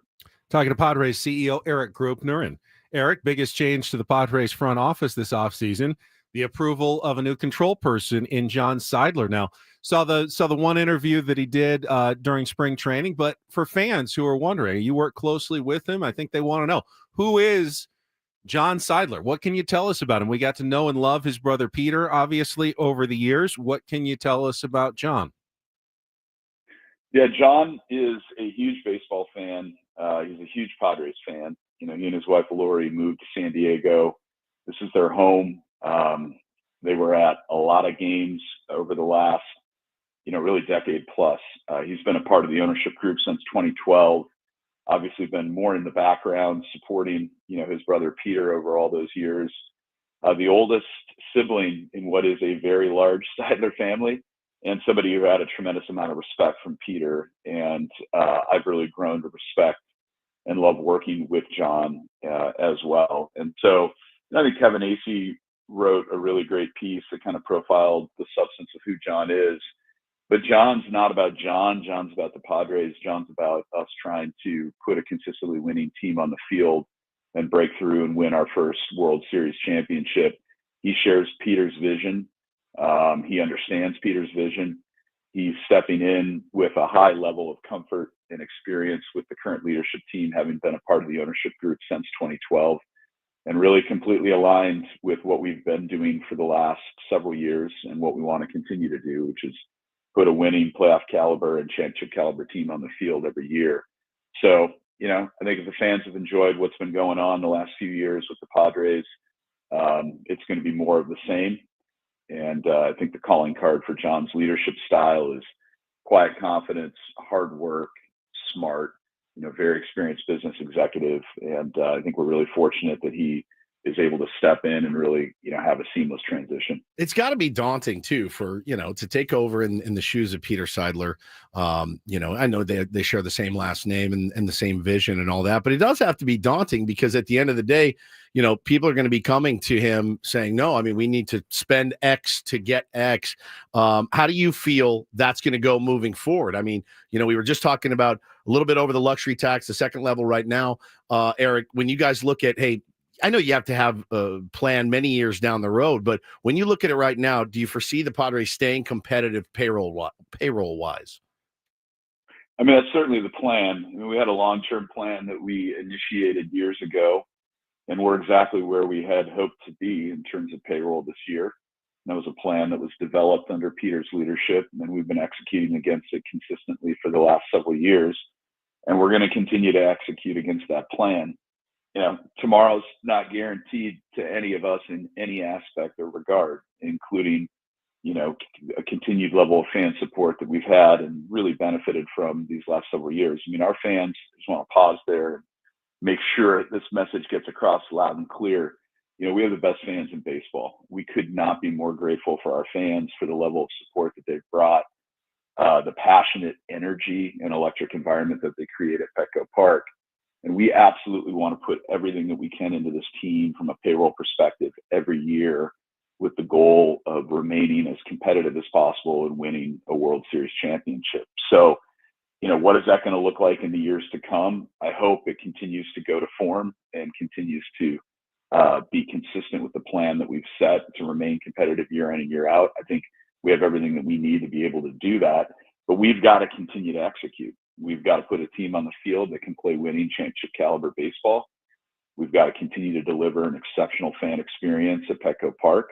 We've got to continue to grow our business in a lot of different areas, increasingly outside the four walls of the ballpark with our events business, which is a big part of our ability to support payroll. And, we've got to execute at a really high level. That's on us. And then we hope, and I do expect, that our fans are going to continue to support this team. And as long as we get that love and support, and as long as we execute well, I think we can continue to be a very competitive team year in and year out. That's the plan. That's the intention. But we got to work for it. And we need the continued support of our fans. And I expect that we will get that. Now, well, the fans are doing their part, Eric, for sure. But that's only part of the revenue equation in baseball. We all know that TV money is another big factor. Some teams have a lot, others don't. So what's the update on the Padres in terms of a TV deal where fans are going to be able to see the games this year? And if you see any of that changing between, the big discrepancies between teams like the Dodgers and Mets versus, smaller market clubs like the Padres? Yeah. So two-part question. Let me take it in both parts. Start with the the update going into opening day, we expect that our games are going to be available on all of the local cable satellite streaming options that we had available last year. When we moved to MLB Media, that was a huge silver lining in the cloud of, RSN bankruptcy that led us to that point. And the silver lining is that for the first time, we had a streaming option in market without local market blackout. And we led all Major League Baseball teams last year with over 47,000 paid subscribers. So I think that's proof positive that in our market, that's a product type that our fans highly value. They love the flexibility of a month-to-month commitment and the ability to watch Padres games without a local market blackout, with the exception of, national TV games that are picked up. So, Padres.com/tune-in is going to be the same landing page that we've used for the last couple of years to educate our fans on exactly where they can watch the games and what channels to go to. So we'd encourage fans to continue to stay dialed into that as we approach Thursday. And then we do anticipate sometime after opening day being able to give some specifics on a first time ever package of games that'll be available OTA free of charge, both in San Diego and in the northern Baja California region. So we're excited for that, which is going to expand our reach and make our games more available to fans than they ever have been before. Sort of the larger question that you posed regarding where do we go as an industry with, as you appropriately observe, a huge discrepancy between the media revenue that's generated in some local markets versus others. That's a league level question. That's one that I'm not going to get too deep into right now. It calls into question, future CBA negotiations and strategy at a level that's above my pay grade. I'm a part of those conversations, but not in a position to speak on them definitively. But I do think that you see some pretty extreme discrepancies that lead to competitive advantages and disadvantages across markets. And I do think for our game to be the very best it can be in the intermediate and long term, we need to find solutions to that. And I am optimistic that if solutions come, the Padres are going to benefit more than any other market and any other team. I like that. Eric, before you go, I know the Padres announced some new food options at Petco Park. Now, did my beloved Grandel move out to Gallagher Square? I need to know that. Is that? Well, let's hear from Eric. Let's about hear some from of the changes. I mean, it's way beyond hot dogs and peanuts and Cracker Jack. I've heard lobster rolls and everything else. So what is new? What are you excited about in terms of the food options this season at Petco Park? All right, let's get to the good stuff. So you guys start early enough. This probably feels like lunchtime. Sure. Yes, we can eat. Yeah. Awesome. We can eat. All right. So what we've done for the better part of a decade at Petco Park has become known, I think, deservingly so, for the best venue in professional sports when it comes to our food and beverage offerings. And, you got to stay on top every year by bringing in some new concepts. So we're really excited. We have some great new concepts that are coming in this year. Drew Deckman. Have you guys ever been to Deckman's before? No. In Baja? Okay. He's got a restaurant that he opened up here in San Diego as well. So Drew Deckman, Michelin star chef, amazing chef, huge Padres fan. We're going to launch Deckman's at the Draft this year. So the Ballast Point Draft is now going to serve up some pretty awesome offerings, very fresh seafood based. So, Drew's a huge culinary talent. I think fans are really going to enjoy what we're going to offer in the draft. We also have some new partners coming in this season, the Mini Donut Company. Donut Worry Be Happy. They're pretty awesome. Moster Coffee, so both hot and iced coffee. And I think fans are going to love that. And then for the first time, we're going to have a boba tea concept and teaspoon boba teas out in Gallagher Square. And then all the favorites, Grand Ole Barbecue being one of them, are going to continue to be available at Petco Park, along with Puesto, Board and Brew, Tri-Tip Nachos, Cardiff Tri-Tip Nachos. I'm sitting in Cardiff right now watching the surf break down at Pipes and Swamis. So, a great San Diego original.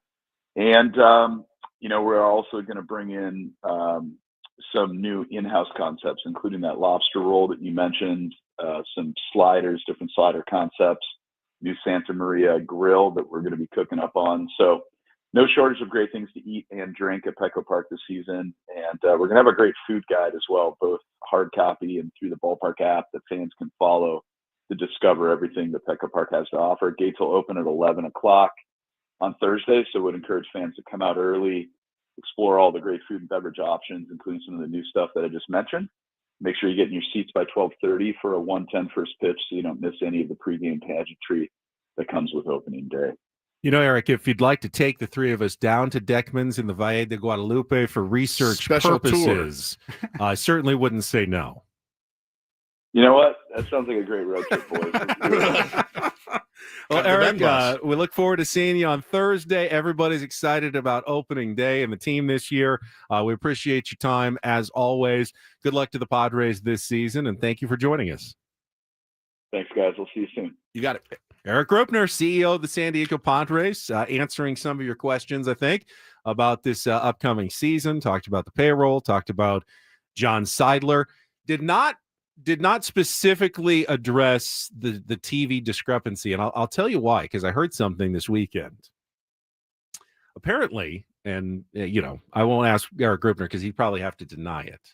Apparently, Rob Manfred has threatened every single front office member in Major League Baseball with a $200,000 fine if they talk about essentially the CBA, negotiate, do anything to potentially wreck that while everything, they want to keep it behind closed doors. So other than generic comments, tampering. Yeah. He's basically saying, keep your mouth shut or you're going to be stroking out a check for $200,000 to everybody that works for Major League Baseball teams. That's what I heard over the weekend. Wow. So Rob Manfred is he's got his iron boot down on the rest of the owners to make sure that they don't get it talking out of school too much about what are probably going to be some pretty contentious negotiations with the players union over the next 2 seasons. Because they already have been. The owners, that was the impetus for it, is that many owners like Dick Monfort in Colorado, he was speaking up about the haves and have-nots. Probably had to stroke out a check. Probably. Or it was, hey, don't do what he did. Anybody that does this moving forward, time to write a check. But yeah, they're going to be very quiet on those talks for at least the time being. Well, it's probably in their best interest to be quiet right now. Yeah. So, all right, we will react to what you just heard from the CEO, Eric Grupner. We also have a game of Take on Woods. Do you want to react for a segment first, and then let's push. Then we'll push Take on Woods to later in the hour, but we'll still play our game. Chance to qualify for Las Vegas. But I want to talk a little bit more about what we heard from the CEO. We will check traffic, and then we will be back right after this on San Diego's #1 sports station, 97.3 The Fan. First, though, I will tell you about SDFatLoss.com. Summer is approaching. I'm glad that I went through the program when I did. This year, don't have to worry about it. But if you feel like you've gained a few pounds over the winter and would like to feel better before you put on the T-shirts and the shorts and the bathing suits for summer, this is the time to start, because you can lose up to 10 to 20% of your body weight in just 60 days. So that means by the time the May Gray is here, you can be an entirely different body shape thanks to SDFatLoss.com and their proprietary strategies that tell you how to lose weight without shakes or bars or mixes, simply by eating regular foods like steak and chicken, fish and vegetables, and lose the weight fast, up to a pound of fat per day. I lost 40 pounds in 60 days. Tier 1s have lost tons of weight. Chris Ello and Matt Scraby lost almost 80 pounds combined in the afternoons. You can do it as well. If I can do it, I promise you can do this. And when the weight starts disappearing, it helps you stick with the program as well. No injections. You don't have to buy anything extra, just regular food and great strategies from your counselor. Find out how it works. Set up your free consultation at SDFatLoss.com. Take advantage of the spring special right now. Still get $200 off. Just do it today. Go to SDFatLoss.com. Set up your free consultation. SDFatLoss.com. Results may vary.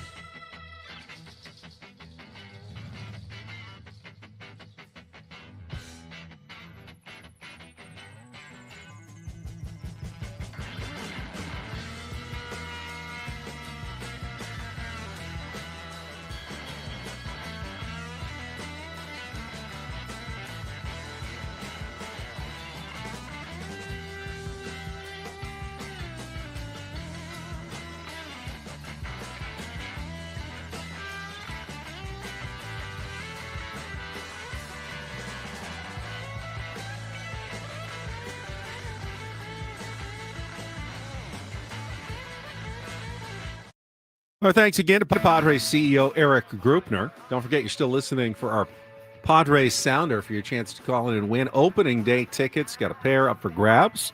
Listening for Don Orsillo's Merrill Madness. Paulie plays it when he wants. When he does, there'll be the fifth caller at 833-288-0973 for your chance to win.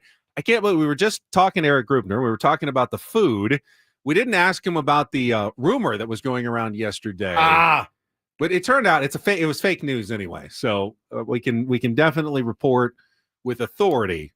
Padres are not getting rid of vendors at the ballpark. They will remain actually increasing. Walking, yes, even more on the 100 level. There will be plenty of vendors at the ballpark at Petco Park. I don't know where that started yesterday, but I don't know. There was definitely like social media talk that the Padres had decided to do away with, peanuts and Cracker Jack guys who were going around. You don't remember that guy? That was at the Q. I was sing. I didn't live here. Sing his peanuts and Cracker Jacks. You were born and raised here. I was. So it's quite a skill. But when I saw it yesterday, I went, oh, so they're not going to be walking up and down the aisles. Why does that make me happy? And I thought I was like, I saw Texas. You're like, people are losing their minds. That sounds. I know, like amazing. Is that like a massively hot take that if that didn't happen, my ballpark experience would be improved? I mean, it's 150 years of tradition of vendors at the ballpark. Would you ever think about getting rid of them? Would you? I mean, most people. I don't know. I just feel like I want to choose what I get. And if I wait for a vendor to come by, I'm at the mercy of just who comes by. But what's so coming. many great options. You're not going to get a lobster roll up and down the thing. You know what I mean? Probably you're getting some kettle corn, cotton candy. But I guess for people who I do want some popcorn later in the game, and they don't want to have to get up and miss any of the game. You've got the vendor there. I know. It's like but you do miss a lot of action when you go and then get your food on your way in. I always end up spending way more money when I take my kids because the guy walks down the aisle, peanuts and whatever they want. I'm like, oh, yeah, all right, throw some down here. But for me, if I go with my wife and I'm just watching a game, if you told me there's not going to be guys walking in your way the whole time, I think inherently for me, the way I feel, that's a good thing. But I understand why people were upset about it. They do try to be respectful and stay out of the way when the action is underway. But it's impossible. It's that cotton candy guy's got the big old tray with 16 cotton candies. It's not their fault. It's a real obstructed view problem. It is. And I just when I saw this news yesterday, I went, well, that's an interesting concept. I did think immediately, oh God, it's going to make the concourse even worse. Like it's going to be insane. Look, everybody has the way that they do things at a baseball game. Every single person has their order. They know what they're going to do. They know where they're going to go. I go straight. I get pizza. I get a piece of pizza and a Sprite, and I go sit down at my seat. I eat it, and I watch it. And maybe I'll get up and get something else, but usually not. That's pretty much my move. Everybody has a different move. And if I'm there early enough, because the lines are always pretty gnarly at Grand Ole, I'll go out and get the pulled pork sandwich with the delicious hot mustard on it. And I'll eat that oftentimes in front of Grand Ole. I don't eat that in my seat. Then I'll go to my seat. It doesn't even make it back to your seat. It doesn't even make it back to my seat. So everybody's got a different scene. The guy that shows up in the third inning makes me more mad than the vendor, though. That we're right in the middle of this game here, and then he shows up and he's trying to wedge in his seat and he's standing up, and everybody has to stand up. Well, they have the ushers that try to stop. They try to stop you. It doesn't always work. At bats, doesn't always work until the at bats over before you walk down the aisles. Yeah, it doesn't always work, man. You get a ground ball to second base. By the time the next guy's up and ready, they're not even at their and row with the pitch yet. clock, and with the pitch clock now keeping it moving, it's moving. There's really no way. If you're you gotta wait till the inning's over. Down, you're never going to make it to your seat without blocking someone's view for at least 30 seconds as you're walking down. Yeah. So I guess I'm for the multitude of people that were upset yesterday. I'm happy for you guys that there's still going to be vendors walking up and down. When I saw it, I did for a moment get a little tingly, like, well, this is going to be wild. Just people watching baseball. I always enjoy seeing what we did wrong every time we interview the CEO. What questions we didn't ask. I'm not seeing a ton. No, I mean, someone said, what, you didn't ask about the $49 nachos. I didn't see $49 nachos. I'm assuming these aren't just the I believe it was a nacho typo. cheese and jalapenos. I believe it was a typo. It could be the tri-tip nachos in a bucket or something. I mean, you could a large tri-tip nachos like with shrimp or lobster or something. You could get up to $49 for nachos for sure. I think it was a misprint. That was just $49 nachos. That'd be tough. That'd be tough. Everybody just ran with like some blog or whatever. Yeah. Like the actual press release did not say anything about $49 nachos or no vendors. True Crime Breakdown says pizza and Sprite, no beer. No, man, not a big drinker anymore. Except when you are. Except when I'm going to have a couple pops on Thursday. It's opening day. It's tradition. It's our birthday. I know. It's our birthday too. We have tequila shots early. Stay away from Corey Stewart if you want to make it through the day. Oh God. We need to win. I don't want to be fun Friday show and Woods comes in hungover and he's just like, this effing team effing sucks. Can't believe it. Well, at least Blake Snell's not there to walk 6 guys or something against the Rockies again. God, I was ready to punt. Well, that was 23, right? He struck out like 9 in 4 innings. Yeah, look who was right about 23, by the way. Your old pal Woodsy. At the first day, I was ready to punt this team into the sun.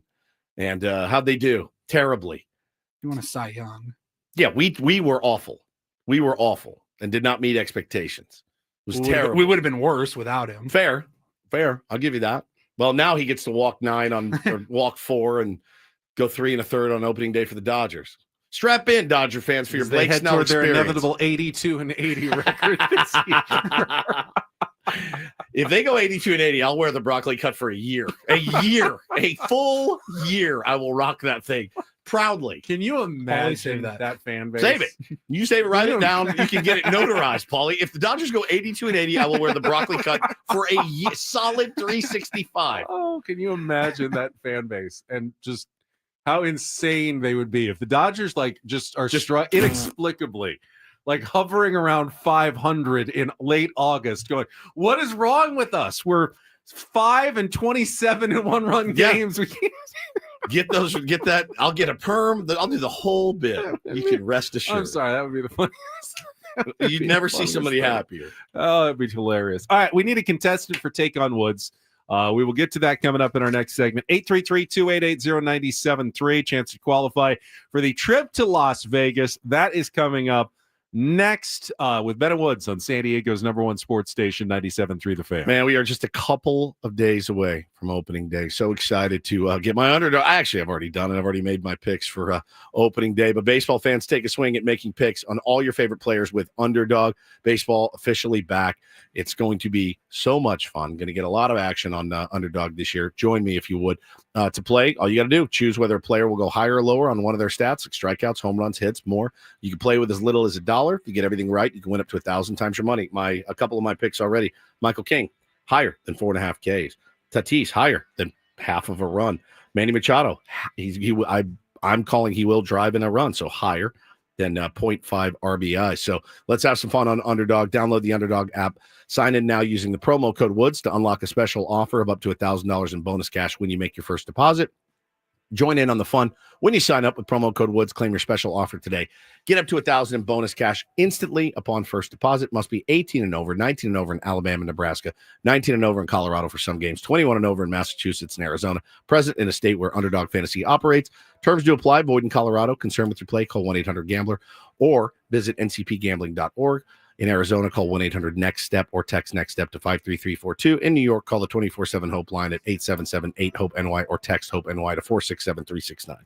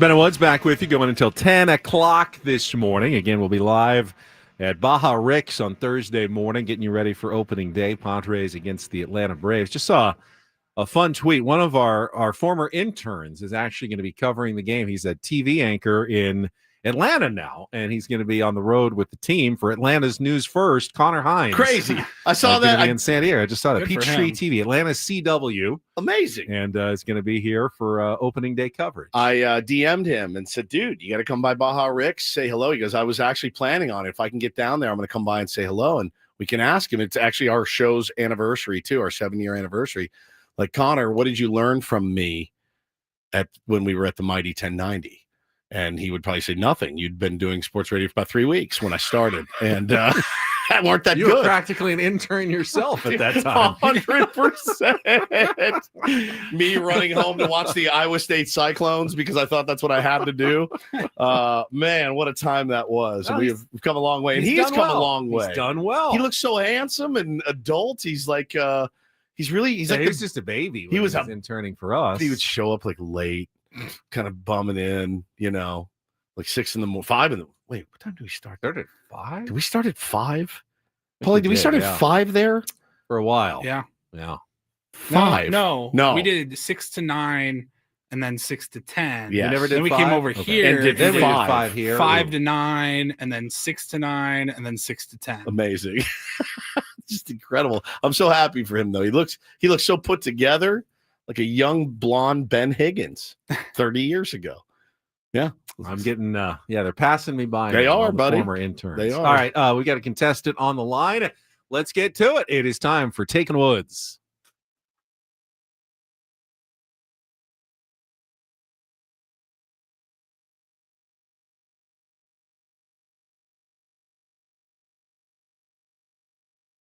All right, Take on Woods is brought to you by Bay Alarm, security and fire alarms for every business. We got you, and we got a regular today. Hello, Guy. How are you? Hey, good morning, guys. All right, late in the month for you to try to qualify here for our grand prize drawing. Let's see if you can get in by beating or tying Woods. Qualifying for our grand prize getaway. 2 tickets to Alanis Morissette at the Coliseum at Caesars Palace. 2-night stay at the Flamingo Hotel and Casino and a $100 gas card. You can see Ticketmaster.com for tickets. All right, here are the categories today in our musical trivia challenge. We've got The End Is Now, 1970s edition, song titles that end in the word now. We've got a mystery category. It's an all 2-second mystery category, so you need to get the first song to kind of open up the rest of the category. And then Call Me Al, 5 song titles that begin with the letters A-L. So, The End Is Now, mystery category, or Call Me Al. Guy, what would you like to play? Is now. Repeat that, please. Your phone broke up. The end is now, 1970s edition. We played an 80s edition a couple weeks ago. This is all songs from the 1970s that end in the word now. Their titles do. You'll have 60 seconds to answer as many of the 5 as you can. If you don't know one, you can pass. We'll come back to it if there's time left on the clock. First question is the 2-second song. Paulie will play the music. You need to give me the title and the artist to score that point. And we're going way back now, a half a century to the 1970s. So, ready to play, Guy? Let's give it a shot. All right, Paulie, you ready to go? Ready. All right, let's put 60 seconds on the clock. The category is The End Is Now. Guy, your time begins when Paul plays the music. Good luck. Let's take on Woods.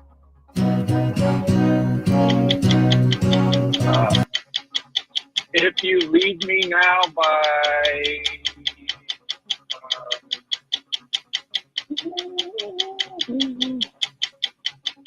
gosh, I'm drawing a blank. Pass. Song's right. We'll pass. Which 1979 song by Queen includes the line, "That's why they call me Mr. Fahrenheit"?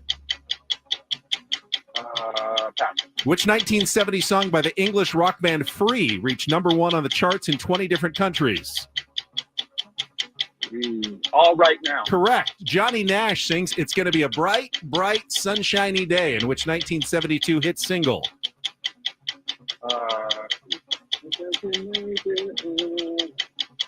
Think I Can Make It Now? Incorrect. Which heroic 1976 song by Bill Conti is also known as the theme to Rocky? Gonna Fly Now. Correct. Go back to our 2-second song. Oh, all right. I think we got 2 before time ran out. We got All Right Now by Free and Gonna Fly Now. You got If You Leave Me Now. It's by Chicago. And then Don't Stop Me Now is Mr. Fahrenheit from Queen.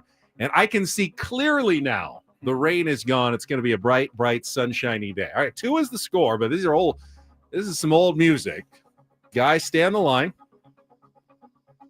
All right, Woods gets his shot without the category. Makes the game definitely tougher here. Let's put 60 seconds on the clock. Woods, your time begins when Paul plays the music. Good luck. Let's take on Guy. Pass. Which 1979 song by Queen includes the line, "That's why they call me Mr. Fahrenheit"? Pass. Which 1970 song by the English rock band Free reached number 1 on the charts in 20 different countries? All Right Now. Correct. Johnny Nash sings "It's Gonna Be a Bright, Bright, Sunshiny Day," in which 1972 hit single? Is the first one Bread, Seals and Crofts? Damn it! Pass. Go. Which heroic 1976 song by Bill Conti is also known as the theme to Rocky? Oh, Gonna Fly Now? Correct. Which 1979 What's the song by Queen includes the line, "That's why they call me Mr. Fahrenheit"? What is the category? I don't know. I'm out. Johnny Nash sings "It's Going to Be a Bright, Bright, Sunny Sunshiny Taint. Day." Incorrect. All right. If you're done, I'm done. means we have a 2-2 tie, which Oh, is good for Guy. Jesus, As that was- Guy sneaks in. Wheels off. What was the category? It's The End Is Now 1970s edition. So they all ended in the word now. All right. The So 2 If You second Leave Me song, Now by Seals and Crofts. Chicago. Chicago. Close enough. You both got the title. Neither of you got the band. Don't Stop Me Now by Queen. I think I'm Stop unfamiliar. me now. Unfamiliar with that? That's why they call me Mr. Fahrenheit. You know the song. Kind of. You got All Right Now. I Can See Clearly Now. The rain is gone. It's going to be a bright, bright, sunshiny day. You both got Gonna Fly Now. Okay. All right, guys, stay on the line. Paulie, can get your that was information during our traffic report, which we will get to now. And then I've got some injury updates ahead of opening day around Major League Baseball, all coming up next year on 97.3 The Fan. From the 855 Get Ross Traffic Center, protecting San Diego after accidents or injury, here's Kelly Danick. Traffic is brought to you by Valvoline Instant Oil Change, your 15-minute drive-through oil change. Still a bit of a challenge out of the South Bay, northbound side of the 805, accident clearing up near H Street, another crash clearing near 43rd. Now reports of a possible encampment fire south on 5 near J Street, smoke visible from that right shoulder. Northbound side of the 5, just before Genesee, watch out for some plywood in middle lanes. Spring into action at Valvoline Instant Oil Change, your 15-minute drive-through oil change. Stay in your car while friendly technicians check oil, batteries, lights, tires, and more. Locations and coupons at SoCalOilChange.com. All vehicle types welcome. I'm Kelly Danick with Ben and Wood, San Diego's #1 sports station, 97.3 The Fan. Eric in our chat has an update, perhaps on our former intern, Connor Hines. Saw this. I hope it's not the same one. It says, I had a Connor Hines in my high school that pooped in another kid's shoes and also pooped in the school pool. That Maybe the same Connor Hines. could be. It could be. Try to tell your kids. Try to tell my kids all the time, hey man, look, things are going to happen, right? Accidents will happen, things like that. But if it happens, just know that you will wear the weight of that for your entire life. You're going to be the farty kid or the doo-doo boy or whatever. In some radio shows chat years down the road, Yeah. you're going to be that kid. Mega doo-doo. People never forget. Oh, look who it is. It's old Fart Woods. Why don't you go pee your pants again, Greg? It was like 8 years ago. People don't forget. They do not tough. forget. It is like, hey, I mean, oh, look who it is. It's Booger Boy. Give one booger or something. It's one of your high school reunions. Oh, look who's here. Hey, Booger. You're Never like, goes away. I tell I'm like, please be hyper vigilant and hyper aware. It's for your own good. It's for, Junior says, I still remember that kid from elementary school. bro. Eat his pants. It's so 100%. sad. Just forget. I know. Everybody just forget let's just wipe about it clean. what the other kids at school did. They're when little you kids. Were 9. That's right. Gotta let it go. What did you say? Old Pukey Pauly over there vomited one day in his class. Sure. There's I'm happy to say that nickname, nothing Didn't stick? stuck around. Yeah. But like vomiting's different, but like if you poop your pants in 7th grade, you're done. You're done for. Over. Like it's it. I've told my kids if something happens, like if you're in 7th grade and you poop, you can call me. I will come get you. I will straight up come get you from school. You tell them you're sick, dude. Don't try to fight through it. Well, our Can't really hide that, man. You can run to the nurse's Like, office. I'm sick. They're like, yeah, we know. We can tell. Just run to the nurse's office. Dead sprint. You will not get in any extra trouble. Apparently, our friend Matty Strom is turning into that guy with the Philadelphia Phillies who injures himself in dumb ways. No, he did. So It's got to be card related. I don't think it's too serious, but this story yesterday, perhaps too eager to depart from spring training, Philadelphia Phillies left-hander Matt Strom did not pitch in the team's Grapefruit League finale as expected because of a finger injury occurred while packing.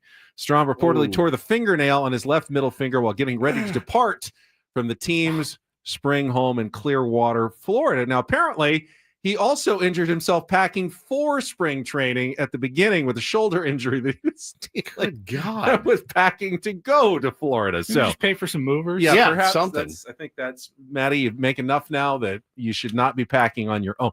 I will say cardboard boxes. They will get you. They get me. You know what cut else? myself. I have injured myself on more cardboard boxes. They are dangerous. You know what else will get you is that tape.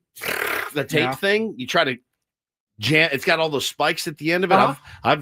I've wrenched my hand on that more than I once. sliced my finger a couple weeks ago. I was making a smoothie. I had to open up a new thing of Greek yogurt. Yeah. And that aluminum, The tab. like the peel, Oh, just Yeah. to pull it off. I the just top, pulled it the off, seal. and it happened to just like rip right into a finger, and it completely. I started bleeding. I was like, sliced what my the hell? finger the other day cutting something for the kids, fruit, and just right through my finger. Paul, you'll never believe this, but when Woods and I were kids, when you went to the store and you bought like a bottle of aspirin, Yeah. you just opened it up. There was no seal. No. There was no nothing. You just open up and No cotton just- ball. there's no co- cotton no cotton balls. ball. No. no. They actually nothing. used no child proofing at all. They actually used to none just of that. sell them loose, Paulie. We could go up and take a handful of loose aspirin if we wanted to, in a bowl for a nickel. Yeah, child proofing was something that came along a little bit later, like maybe when we were teens or something. I think we were in like elementary school because there were people like poisoning children's Tylenol, so they came up with this fancy cap. And then the anti-theft measures that they take, like putting those things in like big plastic, like the tight plastic seals, where there's just no way to Maybe get like it open industrial without scissors.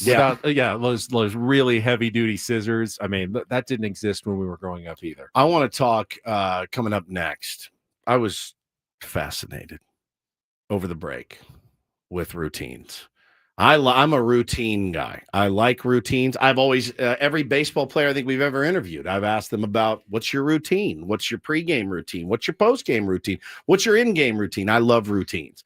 But there's a guy making the rounds on social media that had me, I couldn't get enough. It was one of those things, usually the viral videos that come out, I'm like, all right, I'm kind of over this. I couldn't get enough of this guy. And all of the imitators made me laugh so hard over the weekend. Speaking of athlete routines, one other injury update. Well, not injury necessarily, but it seems like Mookie Betts' routine the last couple of weeks is wake up, throw up. What is going on? Go to the bathroom, throw up again. He has lost now 18 pounds, has really been unable to keep food down for like 2 weeks. Since before the Dodgers went to Japan, or just when they went to Japan. He's at 157. Dave Roberts says he's making some progress. They're hopeful he'll be ready for opening day on Thursday, but it sounds kind of iffy. And even if he is, you lose 18 pounds, you're not yourself for a while. That's not something that just comes back. I can't relate instantly. So. No, but we can all relate to you tell us serious illness, and he is definitely dealing with it. But they said it happened before they got to Japan. So it wasn't like he ate something that didn't agree with him. And he said he hasn't been diagnosed with anything, which is the really, really scary part when that starts happening. I'm not saying it's going to affect him during the season, but I can't imagine he's going to be himself for 2 or 3 weeks while you're still recovering. Yeah, and he's trying to like play every single day at shortstop, by the way. Yeah. That's something. That is something for him. But yeah, I have no idea what that could possibly be for him. Nothing. Now, and the Dodgers have advantage of they can rest him whenever they want Yeah. because they don't have to probably think about every game doesn't matter to the Well, Dodgers they didn't this year. play him and Freddie in Japan, and they won They still handily. won, So though, yeah, so. no problem. Yeah, so they Yeah, they'll do make have that him luxury. They'll make him the comeback player of the year, as Colson. Does that takes work? Can you do that within the same season? I don't even know if it works that way. All right, Woods wants to talk routines. Oh, this is amazing. We'll have a Rindle report in our final hour and more. Stay tuned. Ben and Woods continuing next on San Diego's #1 sports station, 97.3 The Fan.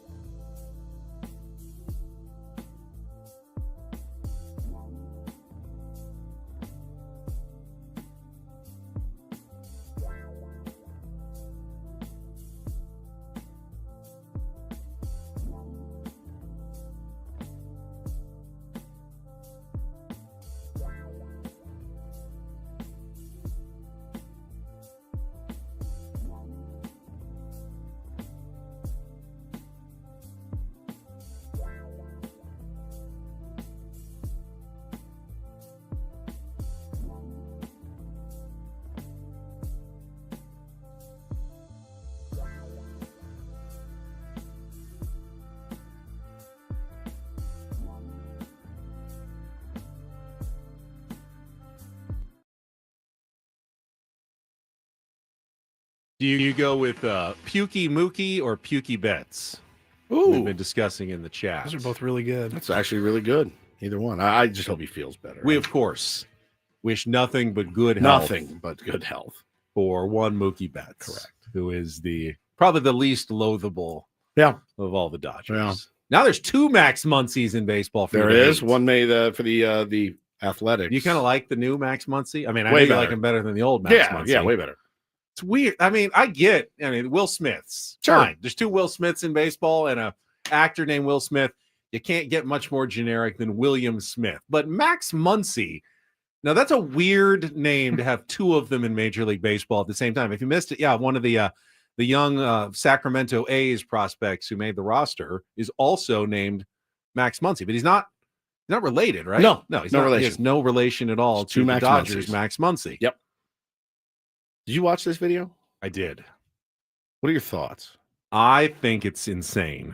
I want to ask you about because as I mentioned, I'm obsessed with routines. I love routines. We all have our routine. None like the one that I saw over the weekend. That I think it's been Everyone's seen it. It's got nearly a billion views on social media. Guy by the name of Ashton Hull is a very handsome dude, very ripped and yoked. I mean, he's got like one of the best bodies I've ever seen. And he posts his routine, and he starts at like 3:00 in the morning with his sleep tape over his mouth. And he goes on, he brushes his teeth, puts his Rogaine in his beard, and does some push-ups for like 3 minutes. And he just takes you through his entire day. Now it's obviously for TikTok and not his entire day. It's a like 2-minute video that takes you to about 9 a.m. Yeah, that's true. Well, see, there's a couple different ones going around out there, but if you haven't seen Ashton Hull, he says he does this every day. So I was thinking about it, Benny, like in the morning, what is your routine when you wake up? The alarm goes off. My exact routine. Your exact routine. And is it a routine every day? It is. I do the exact same thing every day. My first alarm goes off. Usually I wake up, but I lay there for about a minute or 2. I then reach over and grab my phone. I scroll through Twitter for about 1 minute just to see if anything's happened while I was sleeping. Then I look at any emails I got, and then I turn on the light. I then get up. I go use the bathroom. Number one? Yes, number one. Okay. Number one. Then I weigh myself every single morning and put it into my app. I've done so ever since I started the SDFatLoss.com program. What did you weigh? Zach, this is Stroganoff in the chat. What did you weigh in at this morning? Stroganoff, 251.0 pounds. And where were you at your highest? 294. Son of a, look at you. Yeah. Feels pretty good. What are you trying to get under? I'm just trying to keep it at 250. 250. Yeah. Okay. So I you're think actually that's pound for over. as high as, as tall as I am. Yeah. I think I carry that okay. Yeah. If I might at some point want to see if I can get down to the 230 to 240 level. But right now I'm just trying to maintain. I've been trying to maintain the weight loss. So then I weigh myself, and then I go put on clothes, and then I'll get my keys and wallet. And You missed a walk down the bunch phone. of stuff. No, that's it. No deodorant. I do not put on new deodorant in the morning. I do not brush my teeth in the morning. Wait. I do it when I get back. Wait. Yeah. I did. Wait. It's the What? last thing I do. What did you just say? I put it on in the evening. Yeah, last but then night. you work like 7 hours. Do I smell bad? No. Do you need to put on? How many times a day should you put on deodorant? No, I mean, I usually once or twice at most. So during you the day. so you- Not in the morning? I sleep very cool. I don't get under the does. covers. He doesn't get- I'm not sweaty or Doesn't anything when I get sweat. up. all right. So you don't brush your teeth. I in the brush my morning. teeth when I get home from this. from this job, and then right before I go to bed at night around 11 p.m. So I just brushed my teeth. Literally, the last thing I did before I went to sleep was brush my teeth. Yeah, and you only get a few hours. It doesn't of sleep. seem to make sense that the next thing you do is brush your teeth You don't just a have few like hours that later. gross feeling. No, I don't every really once get in a that. while. So Like, I like you to just need to brush. I like to I brush my have to teeth in the brush. middle of the day when I'm getting ready for work again. And So you then brush at your the teeth end of the once a night. day. Is what you're Twice. saying. Once. No, when when you get home. When I do my routine to get ready for TV, and I get home from here, and I do my showering and everything, deodorant. I kind of have in the middle of the So you day. don't like wash your face or put lotion on or any. Not in the nothing. morning. You don't take I a do that in the banana middle- peel and No. rub it on your face like Ashton does. I don't do that ever, but my general routine happens in the middle of the day. Here, did you get I that? just tried it. There's still a banana in there. We'll finish it. Get rid of the. And he takes a peel and he rubs it. I mean, why does it matter what time of the day you do your hygiene routine? It just has to happen every day, and it does happen every day for me. Does not feel good. Why does it do that? I shower, I shave, I deodorant, I do all that the same amount as other people, I would think. I mean, brush my teeth twice a day. No, because you only shower once a day. Do most people shower more than once a day? I think so. I don't really. think so. You don't? Once I a shower day. once a day.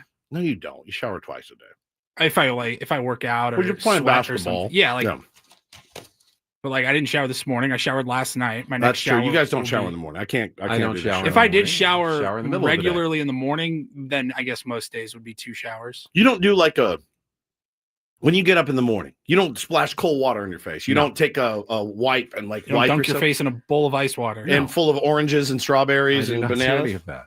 Ow. I take my pills at night, so I don't do that in the morning. I'd really maximize my sleep You do. by just rolling out of bed and getting here for the most part. I have very little morning routine. And then, but your afternoon routine is My more, afternoon routine more is like more Ashton. involved. Yes, more Ashton. involved. I would feel not, like not an as involved animal. as Ashton. I'd feel like an animal if I just rolled out of bed and came in I here would too. without brushing my teeth or putting on deodorant. I would too. But you don't smell. Thank you. Today, you don't. I'm gonna be looking for it now, though. I did actually put on deodorant this morning because I'm not going home. I'm going straight to work. So I did feel like with a whole day coming up, I better put on some today.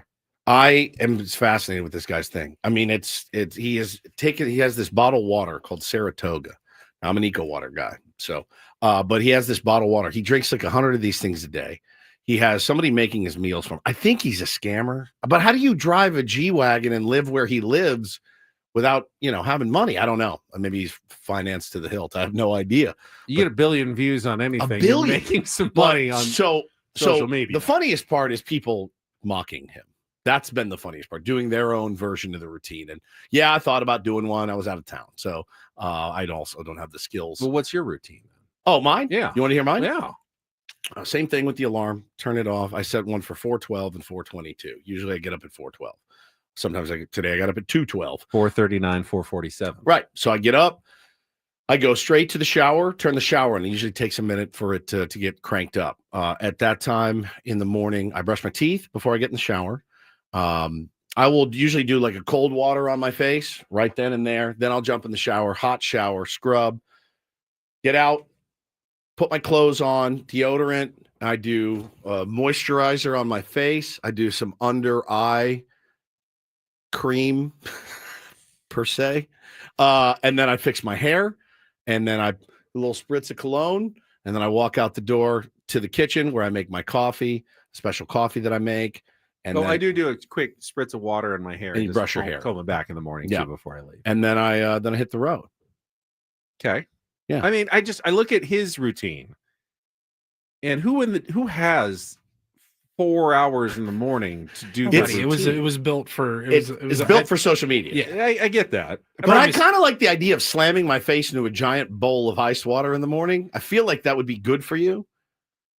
But it's also a lot Why? of work. What I mean, Just what's, wake you what's up. the science? Yeah. It's like a cold plunge, wakes you up. I've done cold plunges. I didn't feel the benefit of it. I felt the misery of it while I was in there, and then afterwards, I didn't really feel any better than I did before I went in. Junior And that says, was it for cold plunges for me. Junior says, hearing dudes' routines makes me realize how much of a wild person I am. Lotions are crazy work. Yeah, I mean, I got to lube up, Yeah, the only time I put shaving gel on my face, but I don't really moisturize. You don't moisturize. Not really.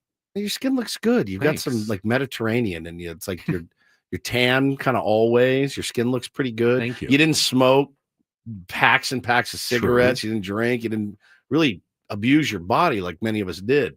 It takes a lot to look this crappy every single day. Trust me, a lot. My routine is more similar to his than it is to yours. I'll put it that way.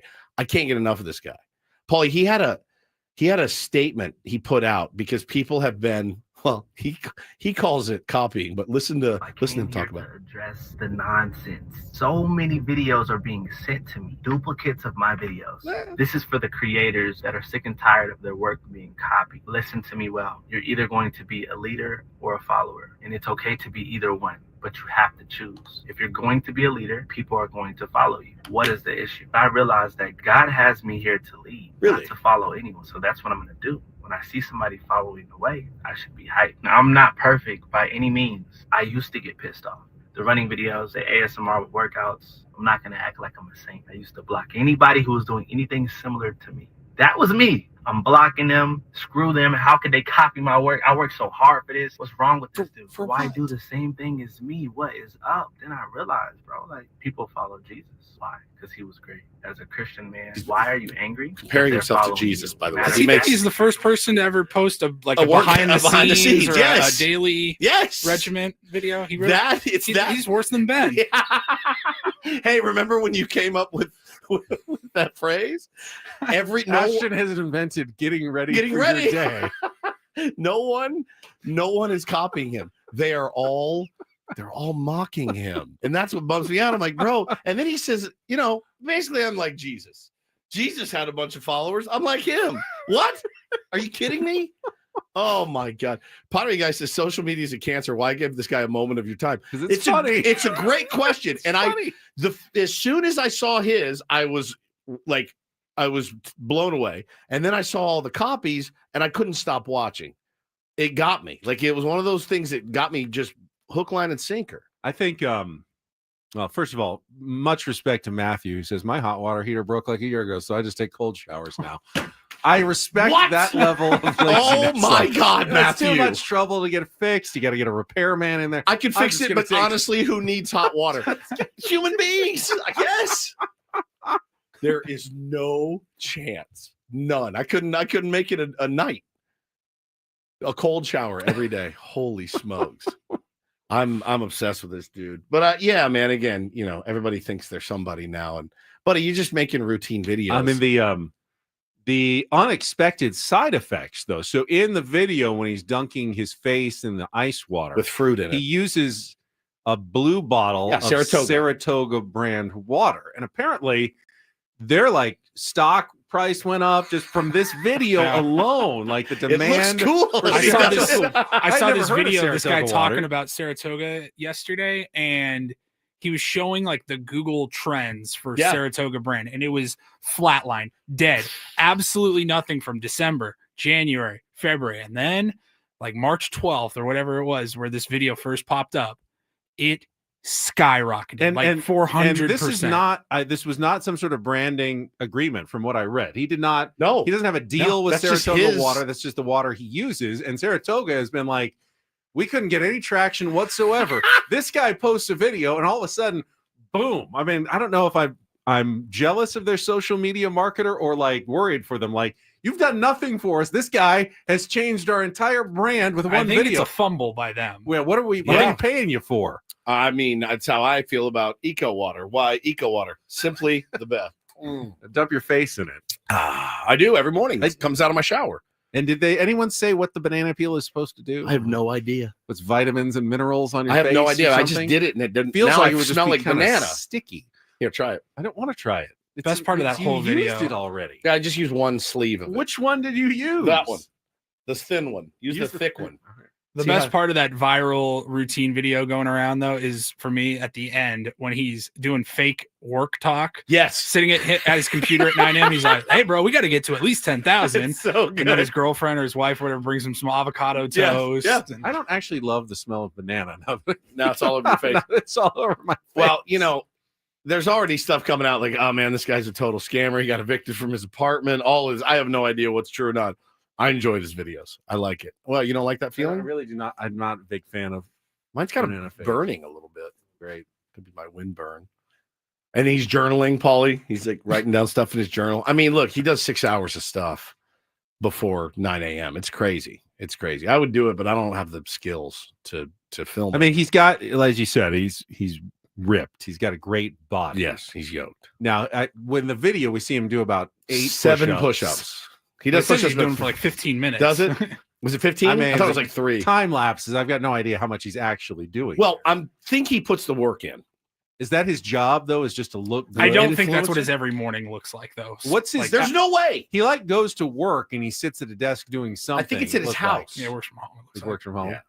It's really interesting. I'm obsessed with it, so I'm going to keep watching. I welcome all imitators. All imitators. I don't know who he is. I have no idea who he is. I just saw it on Twitter. And it's Ashton Hall. Ashton Hall. He's getting it. His 15 minutes this year's Hawk Tua.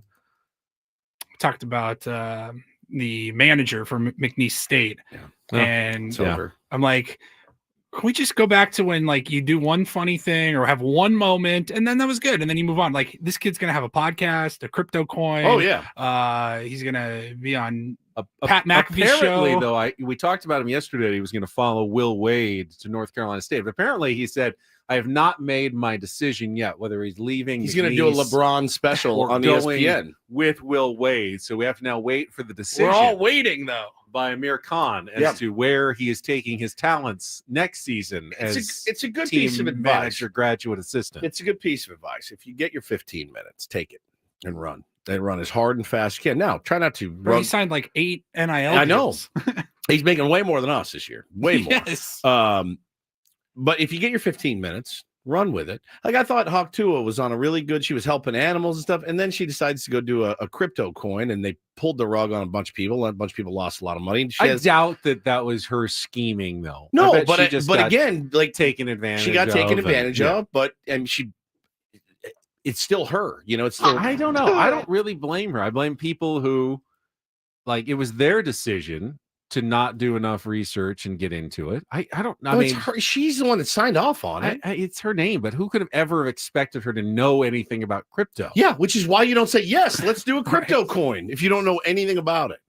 But listen, you didn't know anything about sports radio, and you signed off on joining this show. That's fair. But Ashton Hall will have a coin before the week is out. I promise you. Thank you.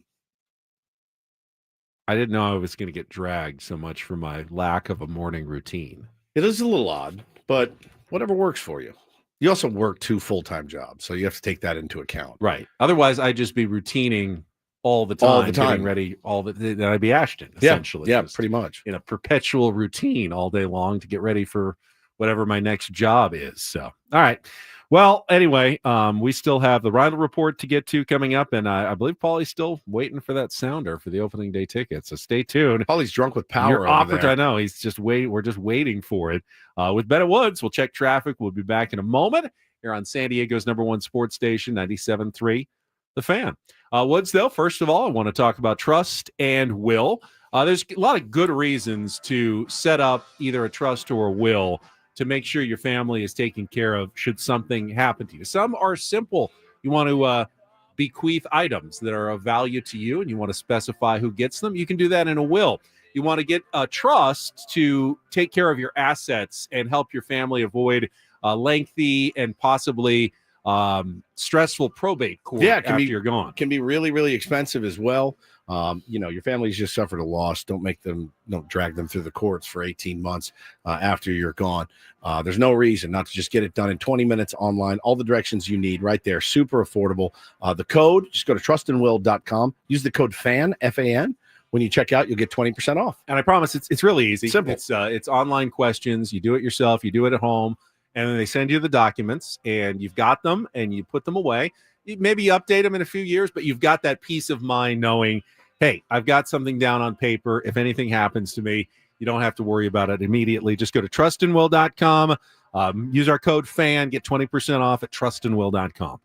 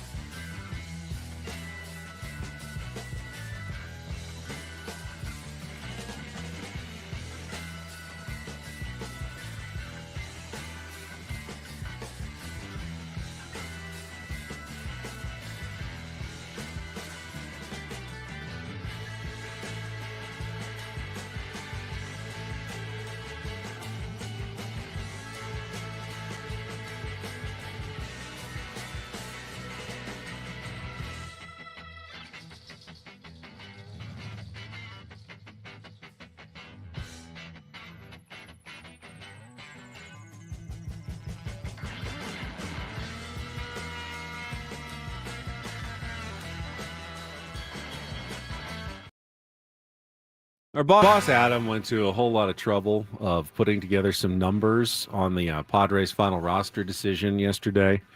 You see this? He broke down Yuli Gurriel versus Connor Joe for us. He sure did. With their career numbers and then their numbers the last 3 seasons. And he drew some, I think, fairly distinct conclusions. If you compare Yuli Gurriel to Connor Joe overall for their careers, Gurriel has had the better career, much higher overall WAR, way more games played, hits, batting average. He's won a batting title, better OPS, everything better. 2 championships, a Gold Glove Award. But if you only compare the last 3 years, when Yuli Gurriel has been pretty bad, Connor Joe has been the better player. So why did Yuli Gurriel make the team over Connor Joe? Given the trends of how they've played recently. State secret, man. Really. I mean, I have no idea. It's very simple. You don't lose Connor Joe. You get to keep Connor Joe and Yuli Gurriel. By choosing Yuli Gurriel, you keep both players. And maybe one, maybe both help you over the course of the season. Yeah. If you chose Connor Joe over Yuli Gurriel, you lose the Yuli Gurriel. And maybe Connor Joe has a good season. Maybe he doesn't. But you lose Yuli. So you're getting 2 players for one, essentially, by putting Gurriel on the roster first. You can always pivot away and bring up Connor Joe later. But you can't pivot away and bring up Yuli Gurriel later. You lose him if he's not on the team. I think it's just as simple as that. Because Connor Joe has minor league options and Yuli Gurriel had an opt-out in his contract, Padres went with a guy who had admittedly been performing. He's been performing pretty well in spring training for the Padres. Yeah, he has. Had a good spring training. I don't know if you read the piece that Kevin Acee wrote, kind of raved about his performance. Looks like his health is in a much better place than he's been the last couple of years. Physically, he's good. They didn't want to lose him. And so to not lose him, they had to keep him. Connor Joe, unfortunately for him, did everything he needed to during spring, but he had minor league options and thus gets optioned down to the minor leagues. Yep, and he'll get everyday AB, says I need money, says in the chat. Yeah, everyday AB's down there, which he won't, wouldn't right now. But yeah, we'll see. It helps a guy like him a hell of a lot more than like Stephen Kolek. Yeah, 100%. Yeah, you can go down and rake a little bit. And again, I mean, if you're Connor Joe and you're looking at the team, you're like, all right, well, I mean, it's a little bit in some of the positions I play, they're a little bit longer in the tooth, so to speak. Nice way of saying a little old. And Connor Joe will have his opportunities with San Diego Padres this year. There's no doubt about it. Yeah, and if he doesn't, that means that Jason Hayward and Yuli Gurriel are absolutely mashing at combined 78 years of age. Connor Joe has areas of his game that he needs to work on defensively. They want him to be a versatile defender who can play multiple positions, but he's not considered a plus defender really anywhere as far as I can tell. And he's going to work on that in the minor leagues and hopefully continue to get better. In the outfield, where Jackson Merrill also plays, is where Connor Joe might end up at some point this season. Can play first base as well. But Luis Arraez has looked good defensively at first base. He's worked at it. I mean, he may not want to be a first baseman, but give Luis Arraez credit. Put in some time. He was good in the playoffs last year. He seems to have carried that over into spring training, made some nice picks. The reviews are that Arraez is an improved defensive player. I'm sure the health and the thumb not hurting doesn't hurt the defense as well as offense for him. So they already have a first baseman. Yeah, just go hit 350, dude. I don't care what you do at first. Just go hit 350 like you're absolutely capable of doing, Luis Arraez, and be that spark plug at the top of the order. You'll be fine at first base. I am not too worried about it. Right? Yeah, I mean, that's the position. But, if the better you can be. Yeah, better you can be. Great. But go do what you need to do with the bat. And if you were going to work on something, I think he's worked on the right thing. Sure. Picking balls. Yeah. Save it's not easy. Manny, save Xander, from errors on throws that they're supposed to be bouncing. That's the thing. If you throw a one hopper from third base across the diamond and the guy at first base misses it on the hop, that's an error for Manny Machado. Correct. Even though he did exactly what he was supposed to do, a one hop throw to the first baseman. And he misses it, you get the error because, the throw bounced. Well, in reality, they teach you to do that Yeah. nowadays. It gets the ball there quicker. Man, It's he doesn't do usually- it a lot, but he yeah. doesn't do it, but he can, especially those ones in foul territory. You'll see him do that. Xander, they're supposed to, in certain situations, hop the ball to the first baseman. You need a first baseman who can pick the ball. And if, he doesn't have a ton of range at first base, I'm okay with it if he's picking most of those one-hop throws from the left side of the infield. Yeah, also hitting 350. And while hitting 350. Right. That would be That's great. huge. That's a huge part of it as well. Exactly. All right. I heard the sounder. I see people calling in. Paulie will get our winner for our opening day Padres tickets during our break, and then we'll come back with the Rival Report, some headlines, and the final segment of the show. Stick around. More Ben and Woods on the way on San Diego's #1 sports station, 97.3 The Fan. Well, I told you guys about Underdog a little bit earlier. Let me tell you again one more time. Underdog, as you know, baseball is here. I've been lamenting and I've been waiting. I've been anxiously awaiting the chance to play daily fantasy on Underdog because baseball season's here, and I like basketball well enough, but this is what I was really, really excited about. Underdog now available to play right here in our state. Very, very excited. So all you have to do is go download the Underdog app, use the code WOODS when you sign up, and you will unlock a special offer of up to $1,000 in bonus cash when you make your first deposit. Join in on the fun when you sign up with promo code WOODS. Claim your special offer today. Get up to $1,000 in bonus cash instantly upon first deposit. Now, they do have all your favorite leagues, teams, and stars to choose from. You can create entries with all baseball, which I probably will, or mix and match across other sports as well. You can play with as little as $1. If you get everything right, you can win up to 1,000 times your money. Have some fun with Underdog this baseball season. I know I'm going to. You must be 18 and over, 19 and over in Alabama and Nebraska, 19 and over in Colorado for some games, 21 over in Massachusetts and Arizona, present in a state where Underdog Fantasy operates. Terms do apply. Void in Colorado. Concerned with your play, call 1-800-GAMBLER or visit ncpgambling.org. In Arizona, call 1-800-NEXT-STEP or text NEXT STEP to 53342. In New York, call the 24/7 HOPE line at 877-8-HOPE-NY or text HOPE-NY to 467-369.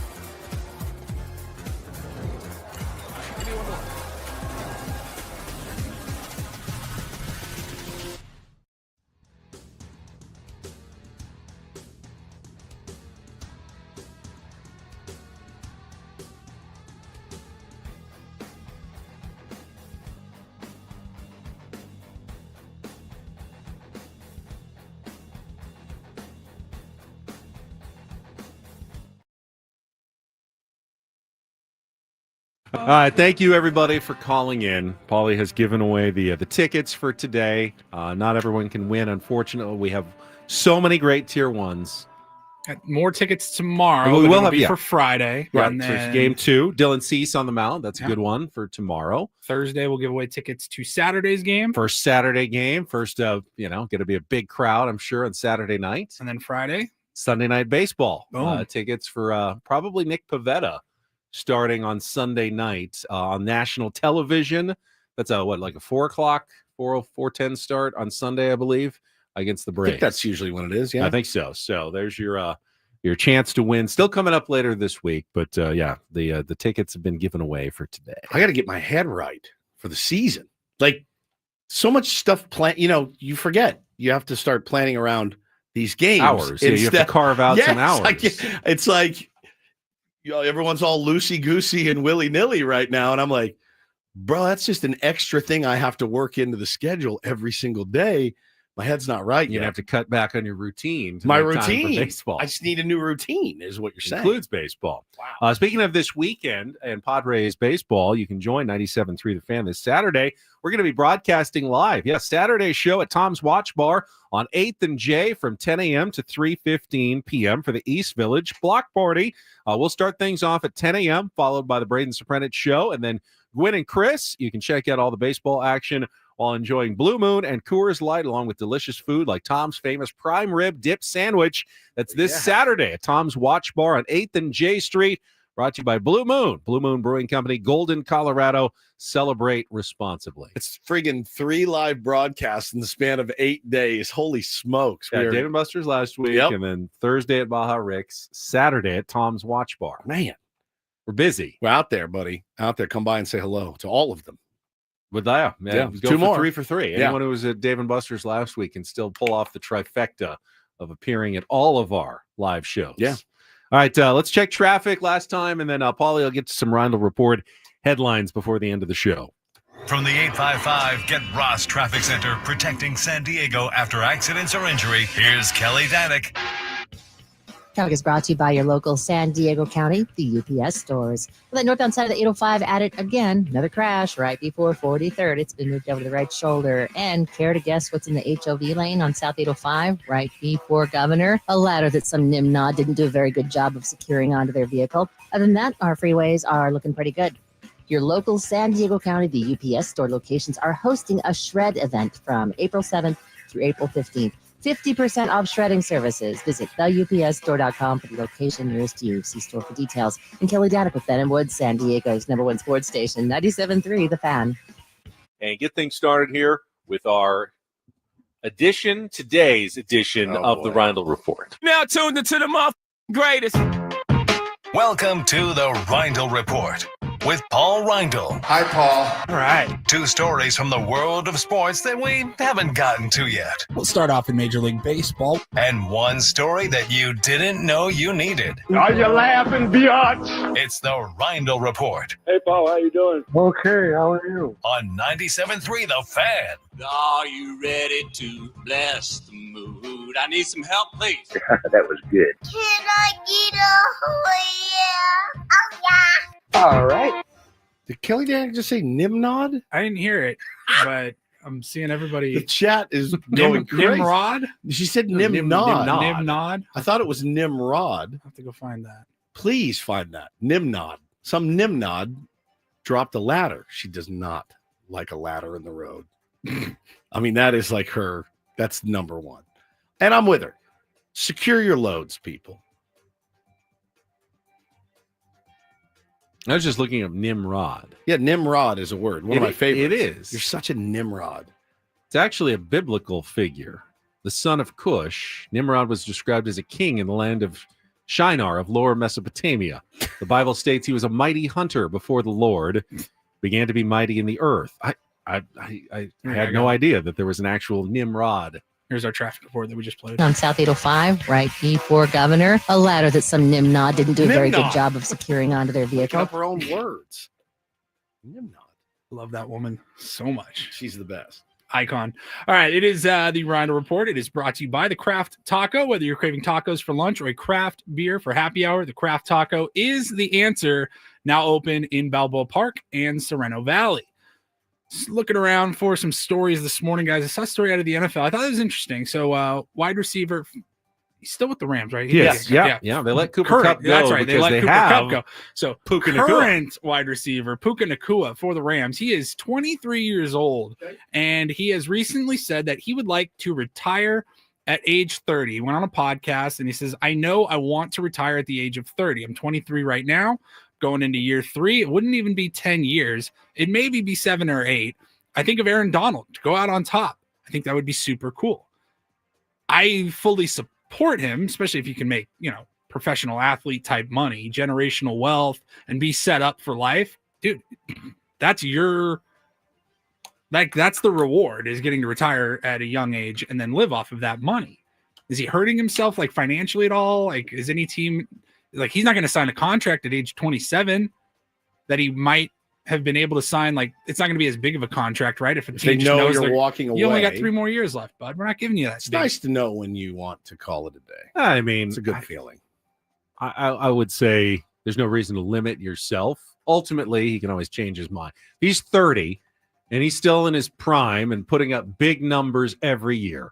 There are going to be teams that will offer him a lot of money, and then we'll see what he really thinks about his plan to retire at age 30. Because it's easy to say right now when you're 23, I'm going to put in 7 more great years. Yeah. Call it a career, get out, hopefully with my health, and I'll have plenty of money in the bank. But when they offer you even more money to stay, that I think is when you really have to make the decision. It's nice to have the end game, though, the end goal. Leaving on your own terms is more important. 99.9% of people in sports, the sport tells you when you're done. Correct. You don't tell the sport. Yeah, I mean, he could get hurt in 2 years, or fall off in 2 years, or they have the wrong This quarterback. is a wildly optimistic and I like that, though. Positive thinking guy, and I have no problem with the way he is thinking. When are you going to retire? I haven't even started thinking about it. I am not even in the Puka Nacua category. I'm, 26 years older than Puka Nacua, and I'm still not even considering retirement. I know you are. Yeah. But not me. 5 years. I've finally found a job that I really like here. Yeah, I do too, but took a while. I got it. I want to hold on to it as long as possible. Yeah, you got to go out on top. Took me a while to get here. I'm not ready to give it up. The Aaron Donald thing was crazy when that happened. Yeah. He was top of so the game. good. Yeah, he's like, that's and it. he was not on the back 9 even. Sometimes you just know it's time. Yeah. Barry Sanders, the ultimate. Barry Sanders. Oh my God, I couldn't believe it. Ultimate early retirement. Who's the other one? Calvin Johnson, Megatron. Yeah, that was another Detroit's big like, one. what are we doing here? Come on, guys. Just walking away. Let's see what else. Do you guys have anything else to add? We briefly glossed over it early in our 6 o'clock hour, but the biggest news in sports, probably overnight at least, was the late news that Juju Watkins, USC star, suffered a knee injury, and then you have to do we got to wait and see, and it has been confirmed. Her season's over. She did tear her ACL in her right knee in just their second round game. I don't know how far USC was going to go, but they did still win without her. But, man, it was just I've been seeing the highlight on the TV in here throughout the morning. And just to see her go reach directly for the knee and writhing in pain for somebody that's that important to their sport and that big of a star, it was really a bummer. Yeah, I just hope she's back for next season and recovered. I was talking actually with Wale last night at Channel 10, and he goes, well, do players come out early for the WNBA draft? And I go, why? They make nothing in the WNBA. Might as well stay in college. I think you get more attention and NIL, probably money. I mean, you can always get endorsements in the WNBA as well, but I think you actually will probably make more in college if you stick around. So I don't anticipate Juju Watkins going anywhere, but hopefully she's back. She's only a sophomore, so you still have 2 more seasons at USC to, chase the championship. And, her team looked good without her. They won by almost 40 points, but it's such a top heavy sport. I mean, you think that there's no Cinderella on the men's side. How about the women's side? All 4 number 1 seeds, 2 seeds, 3 seeds. And then there's 1 4 seed and 3 5 seeds in the Sweet 16. So the big upsets were 3 5s that beat the 3 4 seeds in those matchups. I mean, it is chalk, and more chalk on the women's side. Now, Paulie, don't even bother playing the first weekend. How big was his victory lap about the San Diego State women's game? I didn't even mention it because that would be crass. But you like to be right, and you said there is no. I thought about it. I go, oh, I bet he is beating his chest this morning. They did not beat my chest. No, he was good. I congratulated Stacey Terry Hudson and her team on a successful season. Yes.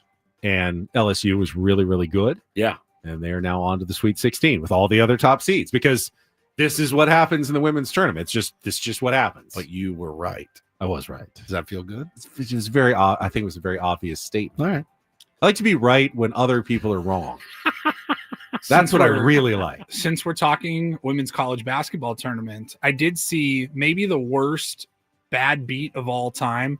Ooh. I don't remember the team. Was it either UConn or South Carolina? One of the powerhouses. They were favored by 71.5. God. And somebody at least posted, it could be fake or whatever, photoshopped obviously, but somebody posted a ticket for a $100 bet that would have paid out. They had the 71.5, and the score was they were leading by 71, and then they hit a last second half court 3 down 71 to make it 74, and all of a sudden the bet was out. Oh, so they bet on the underdog to cover whatever they plus 71.5, and they were about to cover, and the team hit one at the end. 71.5, you're at 71. And a last second just prayer. Anytime you're betting anything plus or minus that much, it's not a bad beat. It's a dumb bet. It's a dumb bet. There's just no way you can ever really predict a blowout. Because if a blowout is 50, 60, or 70, still a blowout. It doesn't change anything. So you're really betting on nothing. It's a lottery ticket. Yeah, pretty much. Yeah. Gambling, sports gambling is crazy. It'll get you. A couple of college men's notes, if you don't mind here, Paulie, Please. on coaching that we didn't get to. The UNLV Rebels have hired Josh Pastner, who, remember, took Memphis to the NCAA tournament like 3 years. They went to Georgia Tech, and he's only gone once since then. I saw a lot of people saying, oh, great hire, West Coast, ties. They're going to love Josh Pastner. And I saw like Mark Ziegler go, privately around the Mountain West, they are absolutely thrilled that UNLV has hired Josh Pastner. I don't even know what that means, but maybe it wasn't a good hire. Maybe it was. And then the Mountain West also lost Nico Medved, the coach of Colorado State, got them into the second round. He was hired at Minnesota, which I think is kind of notable because, that was Brian Dutcher's school where that his was dad the coached. clause, And, where he had the clause where he could leave for Minnesota, but doesn't sound like that ever materialized. And they're going to take a different Mountain West coach in Nico Medved. Good coach, leaving the Mountain West for the Big Ten.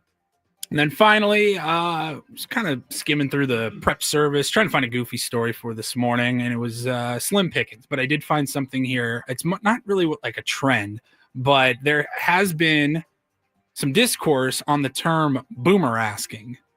Boomerasking. Have you ever like heard boomeranging, of boomerasking? boomerasking? It actually has nothing to do with like boomer, like me. Yeah. Yeah. Not back in my day or anything about, cutting the cord for cable or anything like that. Is it like boomerang?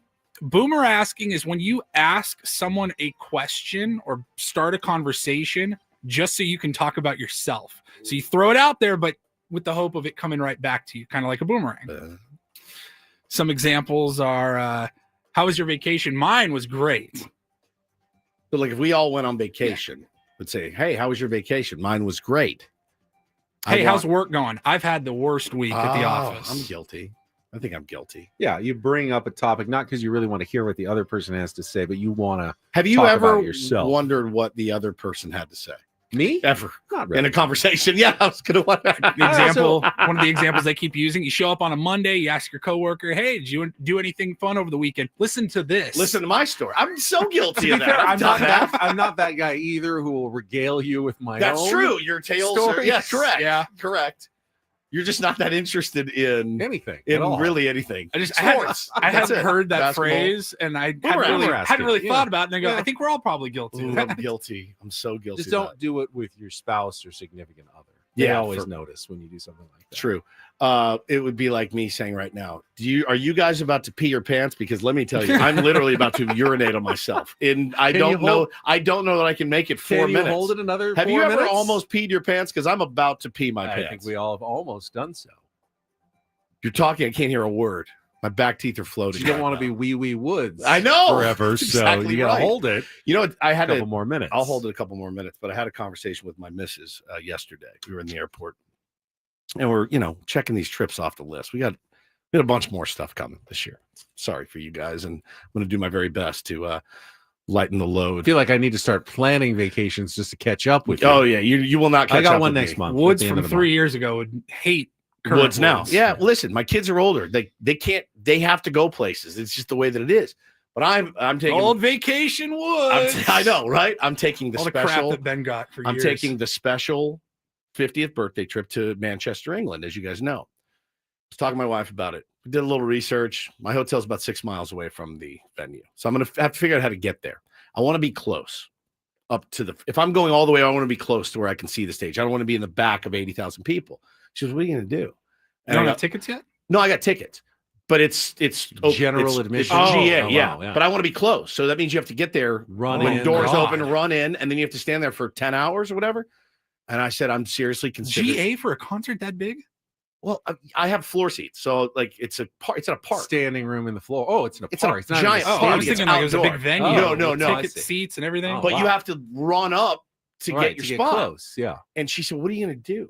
And Careful. I said, "I'm legitimately thinking about going as early as I can go. The earliest they'll allow me, running up and wearing a diaper." Oh my god! Like, which is what they do at Times Square. When you see those people at Times Square, they got For those the New Year's cherries. Eve Yeah, ball? they Yeah. all wear adult diapers. Just so you get there, you don't have to ever leave and go to the bathroom. You don't lose your spot.